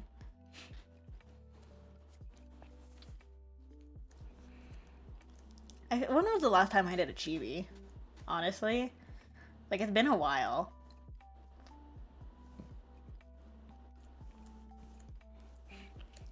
I'm trying to think. Like... Wow, I genuinely don't know. Cause my... wait. Cause my old art style from, like, when I was 14 is something... Ooh, excuse me. Something similar to this. To these, like, chibi-looking things. Especially the eyes, I think. That, like, that really simple, I guess, kind of pupil thing with just, like, a white, inside. I think that's how I used to do. That's how I used to draw in general. So... Maybe that's where the influence comes from. I'm not sure. I like never know. Like since the beginning of time, when I started drawing, I don't know where any of my inspirations come from. Like I just I just see art and I'm like, I like that. And then that's it. And then like sometimes I will just unconsciously not copy it, but take inspiration from it. And then sometimes I would just like, I'll be like, oh, I like that art. And then that's it. And I never think about it again. It's really weird. I don't know how to explain it. But that's just my thoughts whenever I see art that I like. It's very much just, I like that. And then flip a coin. I've never done what's it called? I've never done art studies. I know a lot of people like to do art studies of especially like professional artists and what is that called? Like popular / professional artists, or I guess just artists that they like. But I've never done that. Partially because I don't know how to do that. Partially because I feel like I don't know if that will change, if it'll actually change my art style. Cause I know some artists will be like, I drew something different once, like literally once, and now my art style is completely different. Yeah, I think if I ever do an art study, it would be specifically for anatomy rather than like art style, you know? Because I know there are some artists who like, even their anatomy is like very specific to them. Like the anatomy and the movement of their work is specific to them and unique to them. I could do that. I think I would do, that's the kind of art study I would do. But then like a straight up like art style study, I probably would not ever do. Partially out of fear that I will lose my art style, and partially because I just don't know, like I just don't think I'll do it right. I feel like it's easy to copy on accident instead of actually study. Cause like there is a right way to there's a right way to study, obviously. And there's a right way to, people call it trace like an artist. And I just don't know how to do that. Tiny crown. I know, I got lazy. I got lazy. This man's crown has driven me insane, and only Sim knows it. But this man, the thing is, I love the crown. I really like the crown. Um, and I like I like the design in general, but I don't know how to draw things at an angle apparently, which is fine. That's life. I'll learn. Make a 3D model out of it. You know, artists who can actually do that, like they make a 3D model to for like an accessory or whatever, to help them draw. That's terrifying. They're crazy. They scare me. 3D live collab? Oh my gosh. That'd be so silly. The thing is, like, I've never shown it on stream, but I have a Vroid model that I messily hashed together myself. But like 3D modeling, I think, is not that bad. I mean, like, I don't know how to use Blender. Blender is beyond me currently, but I think if I were to ever try to learn a different art medium, it would probably be 3D. Cause like, I've said it on Twitter, and I've said it in private, but I don't think I've said it on stream, or I might be wrong though. I at least haven't said it on an archive stream, honestly. I hate Live 2D with a burning passion. There is something about that program that just makes me angry. And because I have a VTuber model. I don't use it because one, I don't have a camera. Two, it's just I don't know how to do rigging. I think like the model itself doesn't move, or it can't turn its head left to right. It can just like do like side to side. And in the mouth rigging, don't even get me started. It's awful. It's like actually awful. But I don't I don't know what my problem is with Live 2D. It's just I can't wrap my head around it.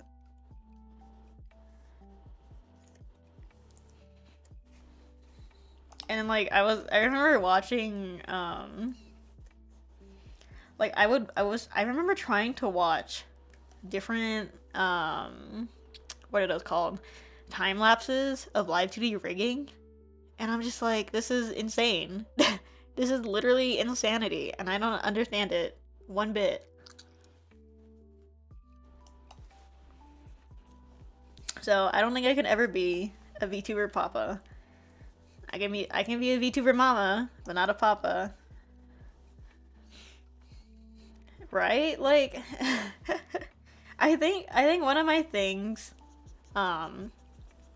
I don't know if anyone would know what I'm talking about. One of my things with Live 2D is the meshes. I don't get it. I just don't. It makes no sense to me, and I don't understand it one bit. And I'm not even gonna try, because I've tried before. No, not even before. I've tried twice. I've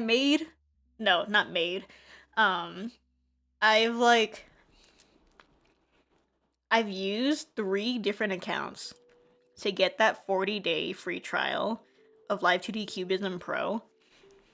And so I've tried twice to make a Live 2D model. I hated it. It's so confusing.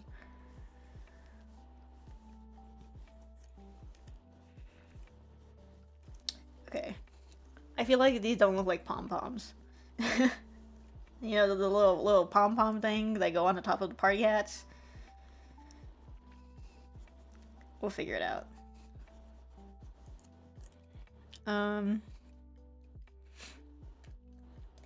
Buttons. I don't know what these buttons do.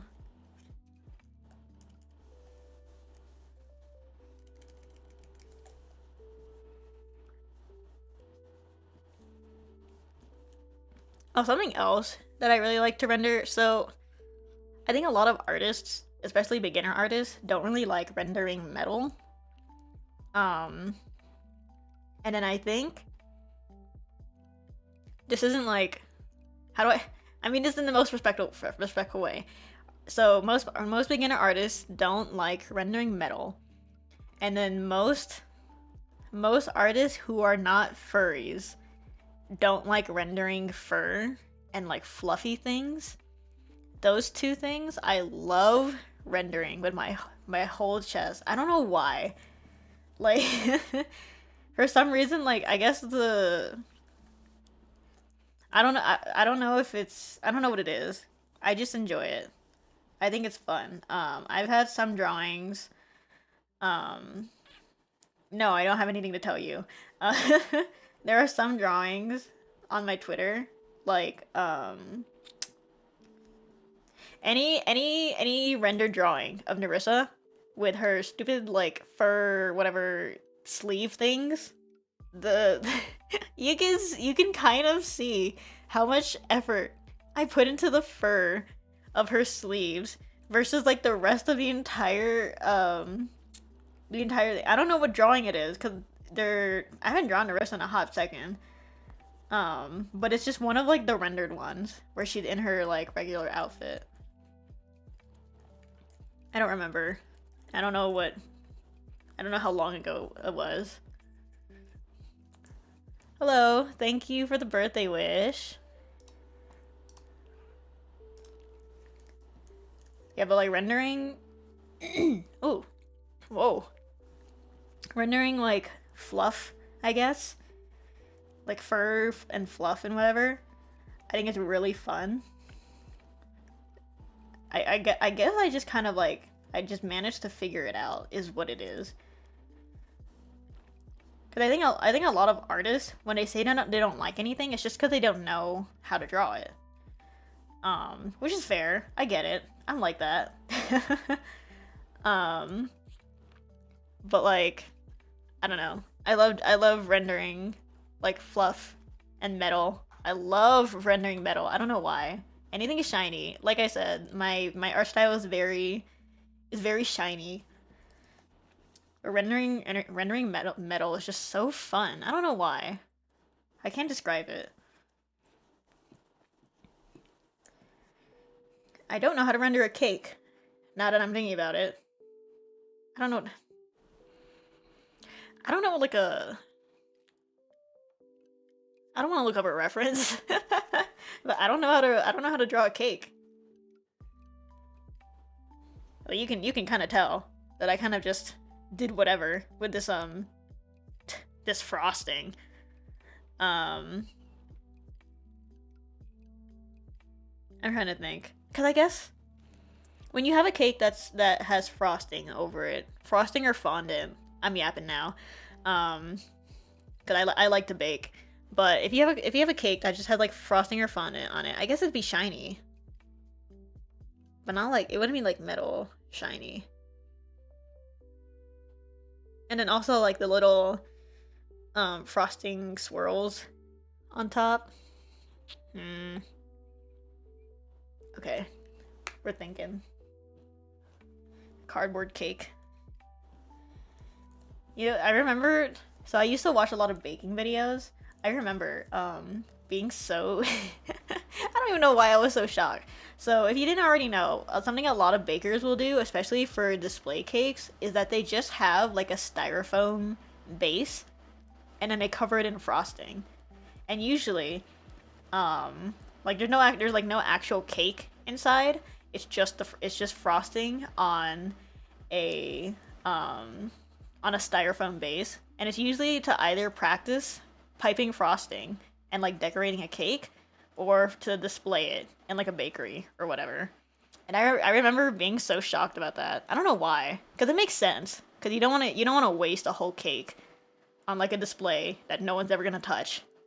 And then you don't want to waste food. But I don't know why it was so shocking. Fondant is like I have a love-hate relationship with fondant. Because the thing is, I have like the most diabolical sweet tooth ever. I really like I love sugar. I just that's the best way for me to phrase it. I just love sugar. Um, oh my god, I know exactly what video you're talking about. But I love me some sugar. But fondant is like fondant and caramel. I have like are like I'm like really weird about because I think some like okay, caramel. I hate I hate caramel. I don't know why. It's too sweet for me. I don't know how I don't know why I don't like caramel. I don't know why it's so much sweeter for me when I'm eating like other sweet candies and stuff. And then it's something similar with fondant. Like I think I can have a little bit of fondant, but then like too like a cake, you know those cakes that are covered in fondant? I don't like that. I can't do that. Like at that point, if you're covering the entire thing in fondant, that's excessive. But I love cake. My favorite. So I drew like this is I guess this is technically a vanilla slash strawberry cake. What I drew for myself. But my favorite cakes are red velvet and carrot cake. So the weird I don't okay I remember I don't know why I like or why I started to like red velvet, but I do distinctly remember why I like carrot cake. My math teacher in middle school one day, so our school, American high school, not high school, middle school, you know, they give you food and whatever for lunch. But then most people genuinely don't eat most of the food. And so my math teacher one day, she was like, "Hey, everyone who goes to get lunch at the cafeteria, if you're not gonna eat the apple, will you give it to me?" And everyone was like, "Sure, I guess." And so everyone who got food from the cafeteria, they brought the apple to class and then they gave it to her. And then the next day, she came to school with a carrot apple cake. And it was the most delicious thing ever. And I still it was so good. It was the most delicious thing ever, and that was the thing that made me fall in love with carrot cake. And I'm like, I am the #1 carrot cake defender. It's so good, and I think people are sleeping on it. Anyone who thinks that it's gross because it's carrots has never had carrot. Because carrots can be really sweet. And people, I think people are just picky because they don't like vegetables, and carrots are a vegetable, but they're like they can be sweet and they're really good. And then with the apple, oh, it's so good, delicious. I haven't baked in a long time. Like yeah, like you do. Okay, to be fair, you do need good carrot cake because I've had some gross carrot cake before. But like when you get good carrot cake, it's good. But yeah, I love baking. It's one of like my lesser hobbies, I guess, because baking is kind of expensive, tbh. Like all the supplies and the food that you need to bake. But like when I do bake, it's really fun. um, but like I don't really do. I've never done like a cake before, I guess, or at least not like a. I've done like cake mix. But then I've never like it wasn't like a full like we didn't decorate it or anything. I think we just made a cake for the sake of using the cake mix because it was gonna expire soon. But I would like to try decorating a cake one day. I don't know how well that'll go because I may be an artist, but piping bags are kind of hard to control. But I think that'd be fun to make a cake. But I feel like it has to be at the right time because I don't want to waste food. Because God knows I'm not eating an entire cake by myself. I have my limits. I may have a sweet tooth, but I have my limits. And oh my gosh, also, you know those cookie decorating videos Oh my gosh, I love watching those. And I want to try that too, but that also looks really hard. Cause I think I've made sugar cookies before, and then we tried like I made it with my family, and we tried to decorate them like all fancy with like the icing or whatever. But it's hard. Like it's hard to control. And then you have to have the icing be at like the right consistency to actually do anything with it. Um, which I don't know the secrets of. But I'd also like to do that. I think people will compare those like cookie decorating videos to like artists. Like they'll like I swear, I don't know if it was someone who told me directly or if it was something I saw on the internet.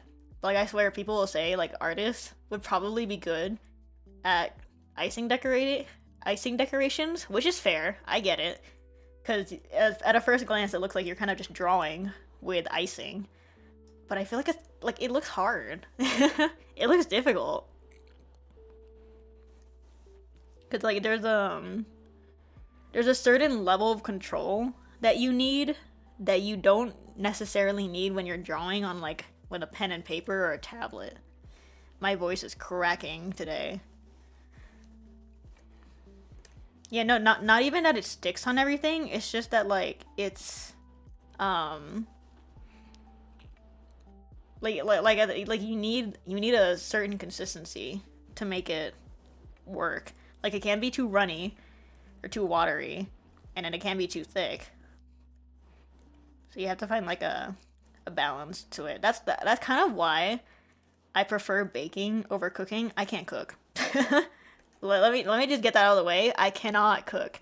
'Cause like I think with cooking, like the difference between cooking and baking is just pure vibes. 'Cause with cooking, you can kind of be not what's the word for that? Um like you can kind of eyeball things when it comes to cooking. Um not everything obviously, but like you can kind of just throw things together and it'll still work to an extent. But then I feel like with baking, it's almost like a science. Like there are like you have to, depending on what it is, obviously, like you have to have the right measurements. You have to mix it for a very specific amount of time at a very specific strength, or else it's not gonna be the right consistency. And then if you don't have the right consistency, then it's not gonna come out right. And I kind of prefer that over cooking, because I don't eyeball. Like eyeballing things and just like feeling it out is not my thing, if I'm being completely honest. I don't know why though. But then like I guess I don't cook often enough. But I like I like knowing that if I'm doing it right, then it'll actually come out well. I don't know how to explain it. Um, it's weird, but I'm not good at cooking. Like I've made the famously difficult macarons, which is like if macarons were a person, they'd be the most insufferable person ever. Because no, not even just that. If macarons were a person, they'd be the most insufferable what do you call it? Spoiled person ever. Because like it needs so much to be right. Like what I was saying, like you have to mix it at a certain consistency. Or else it's over. Or else it's literally just over and your macarons are not gonna look good. Or not even look it's not even just look good. The macarons are just not gonna bake right. But I kind of like that preciseness of baking. But then I think because I can't bake and unbake, I can't cook for the life of me. I have a lot more respect for people who can cook. Because I can't do all that. That's far out of my skill level. But then I feel like I understand, like, people. It's very, I guess it's very normal nowadays for people to go out to eat instead of what do you call it? Instead of cooking at home. But I feel like cooking at home just makes it taste, not to be like sappy, but like cooking at home makes it taste better. Cooking and baking at home, just to me makes it taste so much better. Cause like, I don't know. Cause like the burgers that we had yesterday for my birthday were made at home at on our grill. I mean, like, I guess like obviously not everything was made from scratch. Like, we didn't make the patties and the buns from complete scratch, but like it was cooked at home, and like we had like a build a burger thing, and I feel like that just tastes. It's just better. it just feels and tastes better than if we went to like a steakhouse or some burger place to get food. Because the thing is, there's a steakhouse near my place. Well, I guess it's not near me, but there's a steakhouse around here that I really like, and I like their burger. And I literally told my dad that I like the burger because it tastes like something my dad would make, but then like it's also not as good as my dad's. It's not as good as a homemade burger. I don't know. Something made with love or whatever. I think I just like home cooking and home baking a little more. But then I guess also I'm an introvert that doesn't like going up to a counter to ask for food. Well, no, that's not true. I'm the introvert of that one meme that's like normally would never even think to what do you call it? The introvert that would never think to like ask for something at a restaurant, but then the moment their friend needs something, they become an extrovert. I'm that kind of person, that the introvert that becomes an extrovert if someone else needs it, but not for myself. 'Cause I remember my what do you call this? My cousins. So I'm not the oldest of my cousins, but then out of the three of us that were born in like the same year, I am the oldest. I remember like we were in an airport because we were traveling for a family trip, and they were like, both of them were like, we really want coffee, or not even coffee. We want like either coffee or smoothie. I don't remember what it was, but then neither of them wanted to get up to go to the to go buy it because we were in a different country, and they were more nervous about it than usual. So I literally just took their money and I got up and I ordered stuff for all three of us. And I think I've spoiled them a little bit because of it. Because now they ask me, they will directly ask me to get something for them, or like order something for them if they don't want to order it, which I mean I'm fine with, but yeah, oops, I flew too close to the sun, but it's okay. It's for my cousins.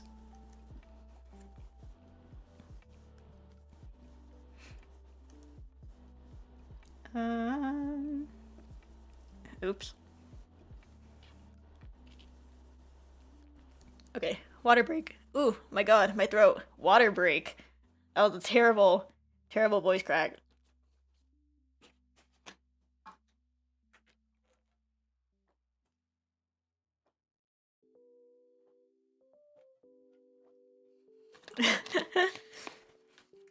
Unarchived solely because of that voice crack. No, I'm kidding. I don't care. You know, I had a friend that was so particular about that. About like voice cracks. Like he didn't like if like you know how like friends will tease each other out of friendship. Um, but then like he didn't like that we would make fun of him for his voice cracking, and I was just like, dude, none of us care if your voice cracks. If anything, that just means that we're talking so much that your voice is you're starting to lose your voice. And honestly, I don't think that's a bad thing. If you're talking to someone for so long that you start to lose your voice, that's chill. That means that you are having a nice, good conversation that you were engaging in long enough that your voice is starting to you're starting to lose your voice. It only becomes a bad thing if your voice you lose your voice permanently. That's the only time it's a bad thing. But it was just like, no, it's just like a one-time thing where his voice accidentally cracked because we were yapping. We were all yapping and stuff. Yeesh. Okay, 1 second. My back is dying. Always remember to stretch and whatever. Even though I don't do that. I should. I'm an artist. I should be stretching more. But also, so my new tablet is really big, right? So, like rather than coming with a separate stand like my old tablet did, which was a lot smaller, it has like the fold out little legs behind it. But the problem now is that it lays almost flat. I don't know why they couldn't. I mean, I guess the little legs or whatever wouldn't be strong enough to hold because the thing is heavy. So if they made the legs like longer so that it stood up more, it might not be able to hold it.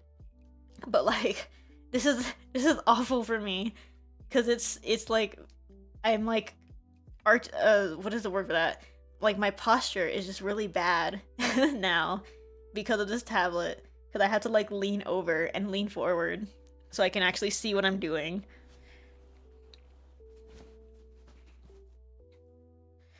Ish.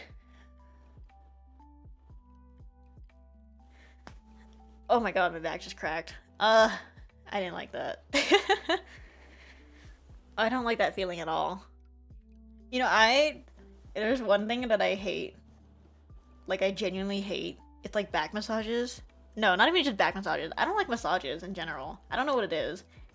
Cuz it's not even like I think there are some people who don't like massages because they don't like the idea like maybe they don't like massages at a professional because they don't like the idea of someone they don't know touching their back, which is completely understandable. But for me, it's more like I just don't like the feeling of my back being touched like at all. No, not even touch. I just don't like the feeling of the pressure of a massage in any part of my body. Like when you like press into to the muscle. I hate it. I hate the feeling so much. But I don't know why. Like it just makes me like wildly uncomfortable. But like again, not in like a I'm uncomfortable by being touched. Just like I just don't like the feeling of it. But I don't know why. I don't know what started that. I did not render this entire hand. That's cool. um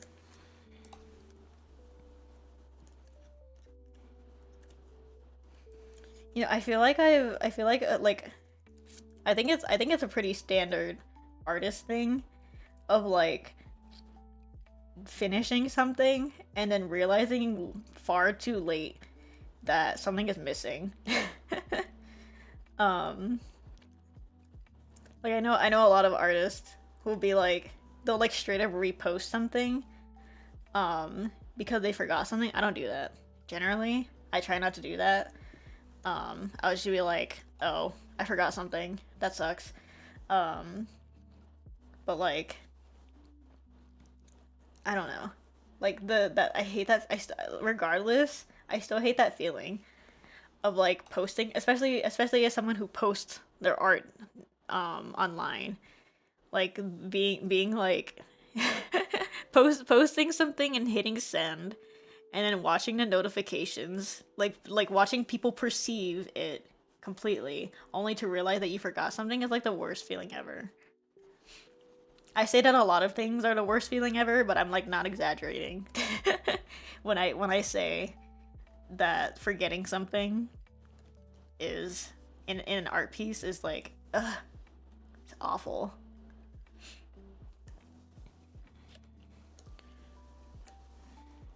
So like, I think because of that, I have a habit of like what do I usually say? I feel like I made up a phrase for it. Like I just like I kind of let it sit. Like even if I think I'm finished with a drawing like completely, I will like even if I think it's completely done, even if I'm like I've been working on this for like 8 hours or whatever, I will close it and then just don't touch it for an entire day. And then I'll come back the next day to look over the drawing one more time to make sure I didn't leave anything or that I'm actually like happy with it. Cuz I feel like I think that's like a normal thing, not even with just art, but like you work on something and then you work on something and then you finish it and then you realize later that like it's not to your standards. Like I think that's a normal thing. But I don't like that feeling. So I let it sit. I just let it sit. I don't touch it. I don't look at it for a day. And then I come back the next day to see if I'm actually happy with it. And that works for me. I've been able to catch mistakes from letting it sit for a day. And then obviously fixing it. And then I post it.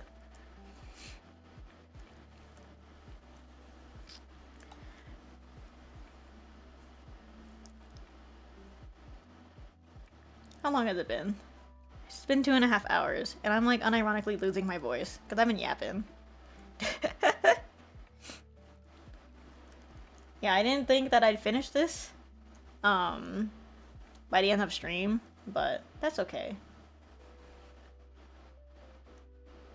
I've been I've been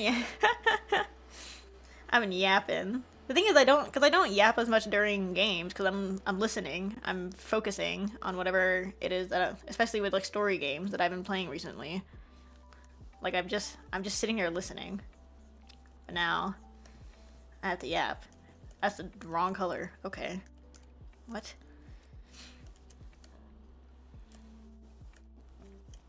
Hello? What color is this? Why is this lighter than the other one? Oh my god. Okay, I found it.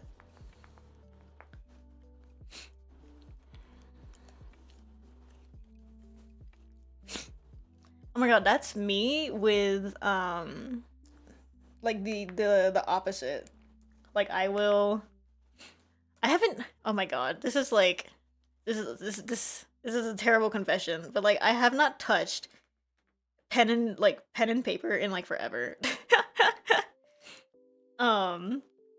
I don't know what it is with traditional art that makes me lose all confidence in my skills. Cause I think I'm just spoiled by I'm completely spoiled by Control Z. I think that's what it is. Because at least with digital art, since you can tweak things and you can redo it instantly, it's like it's made me more of a perfectionist, and that doesn't translate well to traditional art, where the moment that you put ink that you can't turn back, like it hurts me. Like oh my god, I remember doing a lot of traditional art stuff in school, because art school, and like it physical pain.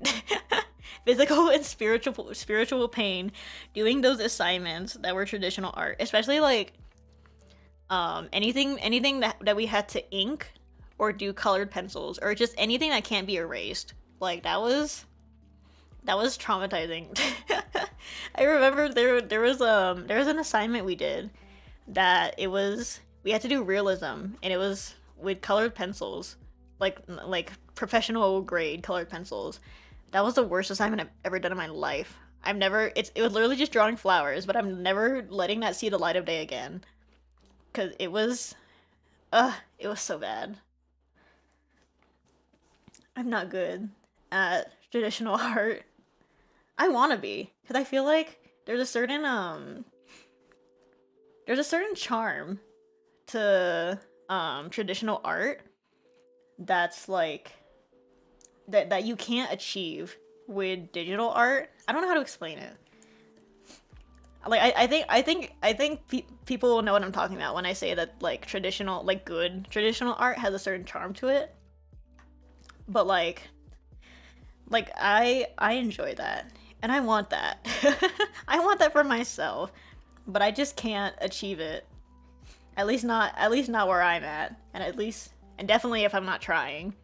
But to be fair, I don't have a lot of my old art materials anymore since I moved, because like I used to paint a lot actually. I used to do acrylic paint a lot. But then that stuff got dried out by the time that I moved. So we just threw it away. But I should do that again. That like painting is like such a nice what is the word? It's very like, I think art in general is pretty therapeutic, but then painting is like a different kind of therapy. I don't know how to explain it. I don't know how to explain a lot of things with art, because a lot of what art is just vibes. It's just vibes and feelings. But like painting is so nice. Especially if you let go of that whatever, any form of perfectionism. Once that's let go of with art is just like literally therapy. I love drawing. My favorite thing ever. I'm still struggling though with this hair. Oh, anime hair. That makes no sense. How I love you so.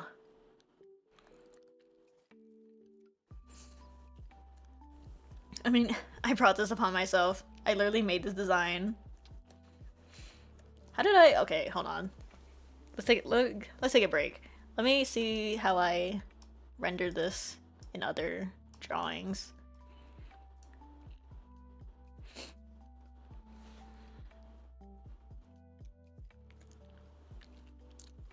Wow, I have like no drawings in my OC or my Sona. That's cool. Let me make sure I don't dox myself by opening my folder.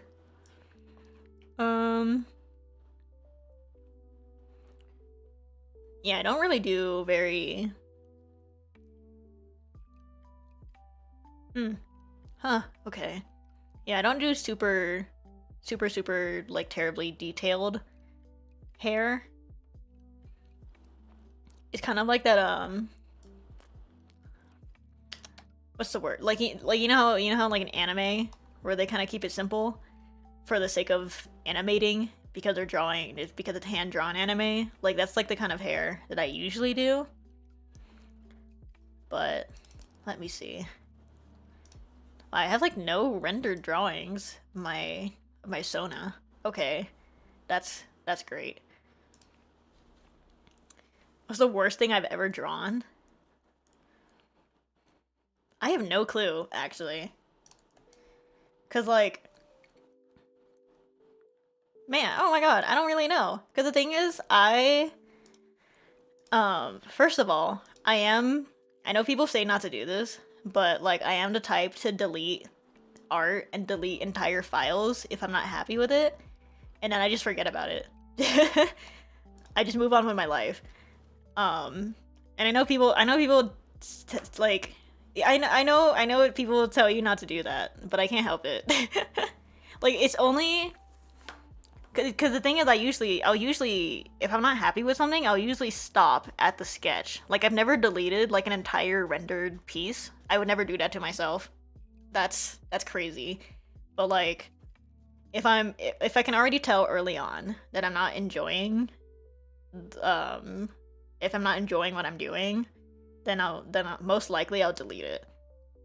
And then um the other thing is that I just don't look back on my art that too often. And I have like like I know I made it, but I literally have the worst memory ever. So like I don't know what like yeah, I don't know what the worst drawing I've ever made is. Like I'd have to go to the dredges of my drive and my old Twitter accounts from like 5 years ago to see. But I don't think I want to do that. I feel like I'm gonna traumatize myself if I look at old art. Well, that's not true. Thank you for the birthday wishes. I do like I like looking back at old art. But like I only like looking at specific old art because I do like that feeling of looking at old art and being like, wow, I've improved so much. But like it has to be specific old art because there's like old art that just looks bad, you know. I don't know. It's weird. I enjoy my I don't know if I mentioned, but I have a lot of pride in my art and I have a lot of confidence in my art. So it's like I'm not too annoying, not annoying. I'm not too like allergic to looking at my old art compared to other artists who are like if they ever see their old art, they're gonna jump. Like I'm not that dramatic about it because there are a lot of old art that I can look at and be like, "Wow, I did that." But at the same time, like the farther back you go in terms of years, then that's when I'll be like, "Okay, we gotta stop there." You know what? Actually, the worst art I've ever drawn is My Hero Academia fan art in my notebook that was used for like Bible studies. Oh my god, I just remembered. Okay, yeah. I had a notebook. So I was raised religiously, and so I had my parents had me keep a notebook for like Bible study or whatever. Take notes of like whatever message. Um and it's awful. It's awful. I was drawing like the three most annoying fandoms. It was My Hero Academia, Undertale, and Five Nights at Freddy's. I don't think I have that notebook anymore. I think it's gone. But not even because I wanted it gone. I think it's just that like we were clearing stuff out and we needed space, and so we got rid of it. So I wish I could show you. But like I think that's probably the worst that I've drawn. It's so it's so bad. It's so bad just thinking about it. Like it was that is like this god awful rotation of My Hero, Undertale, and Five Nights at Freddy's. God, I was one of those kids back in the day. One of those insufferable kids. Like literally nightmare art rotation. Ugh. The thing is, okay, at the very least, I don't think it was like ship art. At least for for all of it. I don't think I was doing ship art at like freaking 12. I think it was just general fan art of like freaking Todoroki. Cause I think he was my favorite. Todoroki and Bakugo. I think they were my favorites. Which is insane. But I didn't really do ship art at the very least. That much that much I can take relief in. Ugh. Awful. God awful. But I think, what was it? It was My Hero and Fairy Tale that really got me into anime art. Cause I know for a fact. Oh my god. Okay, listen to this. Um, I know for a fact that what is it called? Fairy Tale was my first anime, and I remember, um, it was literally on the TV. Like we, I don't know if it was Cartoon Network or something like that. Some channel, like an actual channel. This is before streaming. Some channel was literally playing, um, what do you call this? Was playing Fairy Tale, and what I was doing was I was watching this show, and I had a paper in front of me, and I was like basically copying Natsu's eyes, like not even in like, you know what, like young artists and like kids will do, where they like put the paper on the screen and like trace it. I wasn't even doing that. Like I was just looking at it and then copying it down on my paper. Okay, wait, hold on. Your first was Darling in the Franxx? That's diabolical. I'm sorry. I don't like that. No, okay. I like the first season. I don't like the second. But anyways, Fairy Tale and My Hero were what got me into the anime art style, and I haven't escaped since then. I don't think I've ever really had, well, maybe that's an exaggeration, but I've like for the most part I've had like this something between an anime and like what do you mean there's no season 2 of Darling? Wait, okay, hold on. Am I just thinking of the ending of season 1? Am I tripping? Hold on.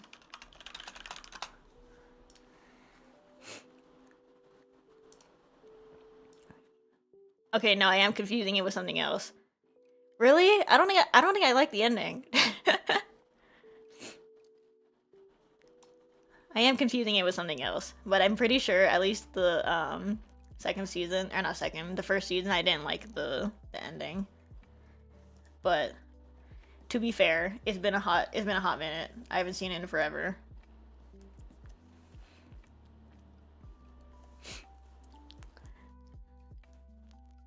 Yeah, I have like a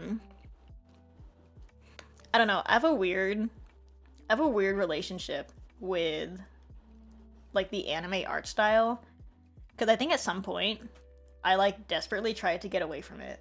I don't know when. Probably during high school. No, definitely during high school, when I was like, I'm gonna major in art in college. I didn't. But like during high school, I was trying so hard to get away from the anime art style. Um, and I think in a way, that's kind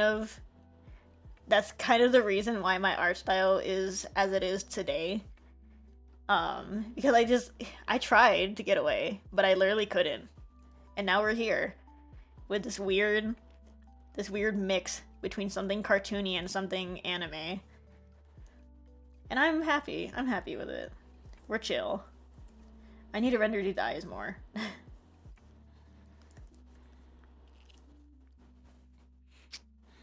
I'm at a point where I can say that I enjoy how my art looks, which I feel like a lot of people aren't able to say, which is crazy to me. Like people being like, "Oh, I hate my art." Oh, whatever, something like that. I'm just like, you need to let go. You need to, there is something in your brain that is holding you back, and you need to get rid of that right now. Like there's no other way to phrase it.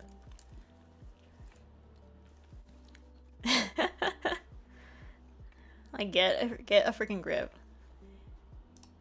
I don't think it's that hard to enjoy art. I think it's just that we as a collective nowadays are just too much of perfectionists, that there are a lot of people that just can't enjoy art anymore because they're too picky, and they're too, yeah, like they set the bar too high. And I'm just like, you need to let go. You need to relax. Literally just draw anything that you like, and I think you'll be fine. But I don't know. I was gonna say who am I to speak, but then now that I think about it, like I don't think I've had like such a terrible point in my relationship with art that I just stopped entirely. Because even when I was unhappy with something, whatever that thing might be, I was still drawing. But I guess I have an incredible love for art that I've been told some people just don't relate with, which is fine. That's life. That's how it is with hobbies and passion. But I don't think I can. I'm at a point where I don't think I can let go of drawing, and I would not have it any other way.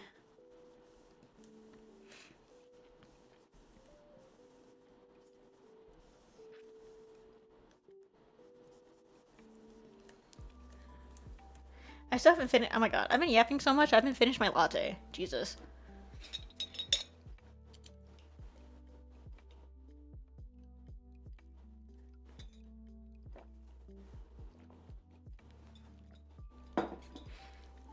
My god, I love matcha. Matcha is literally the best thing ever. It's delicious.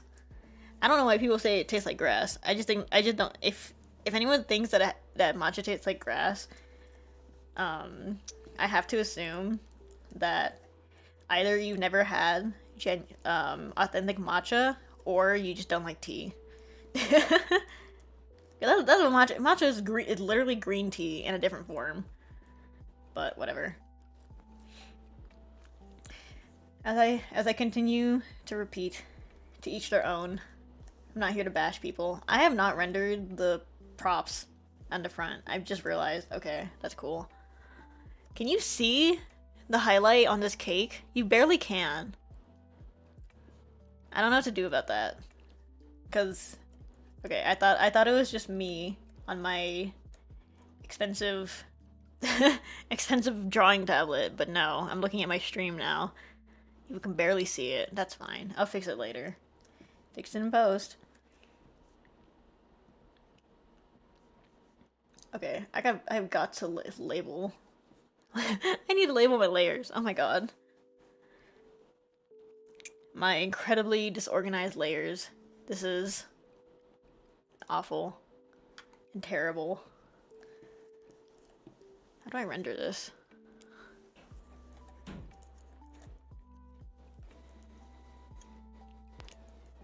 What is happening? Is someone vacuuming outside my door? Okay. Well, that's fine. Yeah, so I think in a little bit I will be ending, and I will just finish this later today, because I am losing my voice. And we're coming up on 3 hours anyways. 3 hours of yapping. I had fun. And I hope you had fun listening to me yap. Listening to me yap and listening to me lose my voice over 3 hours. I want to do more yapping streams, but I feel like I was saying earlier, I feel like there needs to be something happening for me to be yapping. But I don't know if I'll always do a drawing stream. Maybe if I ever get like a proper VTuber model instead of a PNG tuber, then we'll have regular Zatsu streams. Zatsu and yapping. Maybe when that day comes. Sim, can we do yapping streams about Yuri manga? Like like, you know, the format of like of Callie's podcasts? Something like that. I would love to do that, but for Yuri manga. I love Yuri manga. Yeah, like a podcast style, but not actually a podcast, because I'm not. Yeah, I feel like I can't do like audiobooks and like podcasts that are just like audio only. But maybe that's just me being low-key an iPad kid that needs visual stimulation to be focused on something. the Yapcast.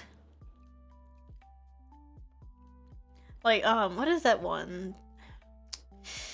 It's like these four VTubers that do that style of like a podcasting, but then they're like they use their 3D models that are like sat in like a podcast. Like that, I would like that. I need something visually happening. But that's just me. That's just I'm an iPad kid. I can't lie. I have to find, oh my god. I don't know what the name of them are. Of the podcast type thing. Like there's like 4 of them, and then they all have 3D models, and they're using, but then, like the 3D models are in like the podcast studio type thing. And then there's a purple one, a red one, there's like a bunny, and like a gray one. I don't remember. I'm so bad with names. Some people are face blind, but they remember names, and then I am the opposite. I remember faces better than I remember names. What was I doing? Yapping. And I remember, what is her name? She does like Genshin and Honkai. Oh god, my voice. Honkai Star Rail stuff. And she has like a, she has like a podcast type thing with her friend called Strapped In. I think that's fun. Yeah, like God, I don't know names. I'm so bad with names, especially on the internet. Where people will either have like,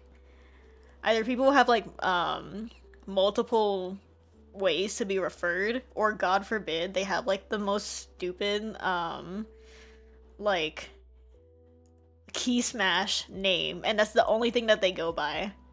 Anyone who has like a key, like not even like their handle is like a key smash, but like their literal name, their display name, and like their name in like every social is like a key smash. I'm like, what am I supposed to call you?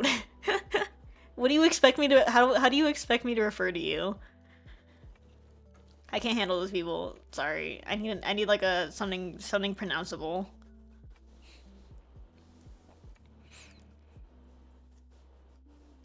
Okay. Let's see this current progress. That is not half bad. Oh, wait, actually, hold on. These whoa. These are supposed to be like very lazy fairy lights or whatever. I do not own fairy lights, but I think they're cute. I think they're aesthetic. I'm just a girl. I'm predictable.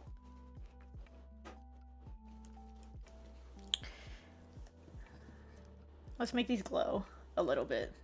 How about that? And then we will end. How do I do this? How do I do this? Gaussian blur. Okay, you can barely see it. That's cool. I need to put it over the line art. Ooh. Oh my god, what happened? Sorry, hold on. I've seen it. Hello? What happened? What happened to my face? Okay, 1 second. There we go. I'm back. Oh my god, that's hilarious. I have oh my god, what's that called? I have a keybind set to something else, and I don't remember what No, the keybind is supposed to be for a different outfit, but it didn't save. So the keybind is still there, but the outfit is not. And so, um, here we are. Don't alt F for me. Okay, let me see this little fairy light thing. No, I'm not. Color dodge? Glow dodge. Ugh, I don't like that. Whoa, what the heck? What are these colors? What is happening?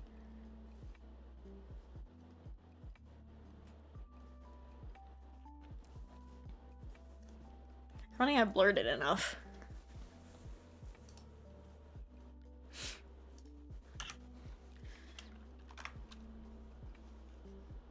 God, you can barely see it. Jesus. I don't know. I'll figure it out later. I don't like these colors, but it's whatever. Okay, that is current progress. There are things that need to be changed, definitely. But I think it looks pretty good. I don't like these party hats.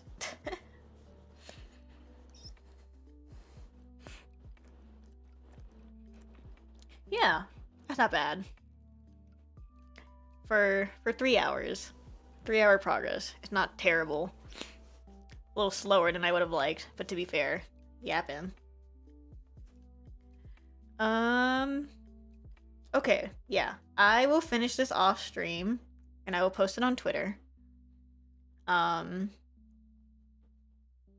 trying to think of what else to say. my brain has like slowly been shutting off. Yeah, I guess I'll finish this up on Twitter. Not on Twitter. I'll finish this up later and I'll post it on Twitter. But that will be all from me. Thank you everyone for the birthday wishes. I've been getting I got so many birthday wishes here and on Twitter, which is surprising, genuinely. But thank you for all the birthday wishes and the other wishes. Ooh, why is an attorney liking my art? Anyways, I got distracted. Me opening Twitter. But thank you, and here is to another year of life and of drawing. I think that's all from me. I don't know when my next stream will be. I have finals coming up. I have like finals coming up next week. So, we'll see if I cease to exist by the end of that. We'll find out. But yeah, thank you everyone who hopped in and yapped with me. I think that'll be all for me today. So thank you for hanging out. Thank you to any of my VOD watchers. And I will see you next time. Bye bye.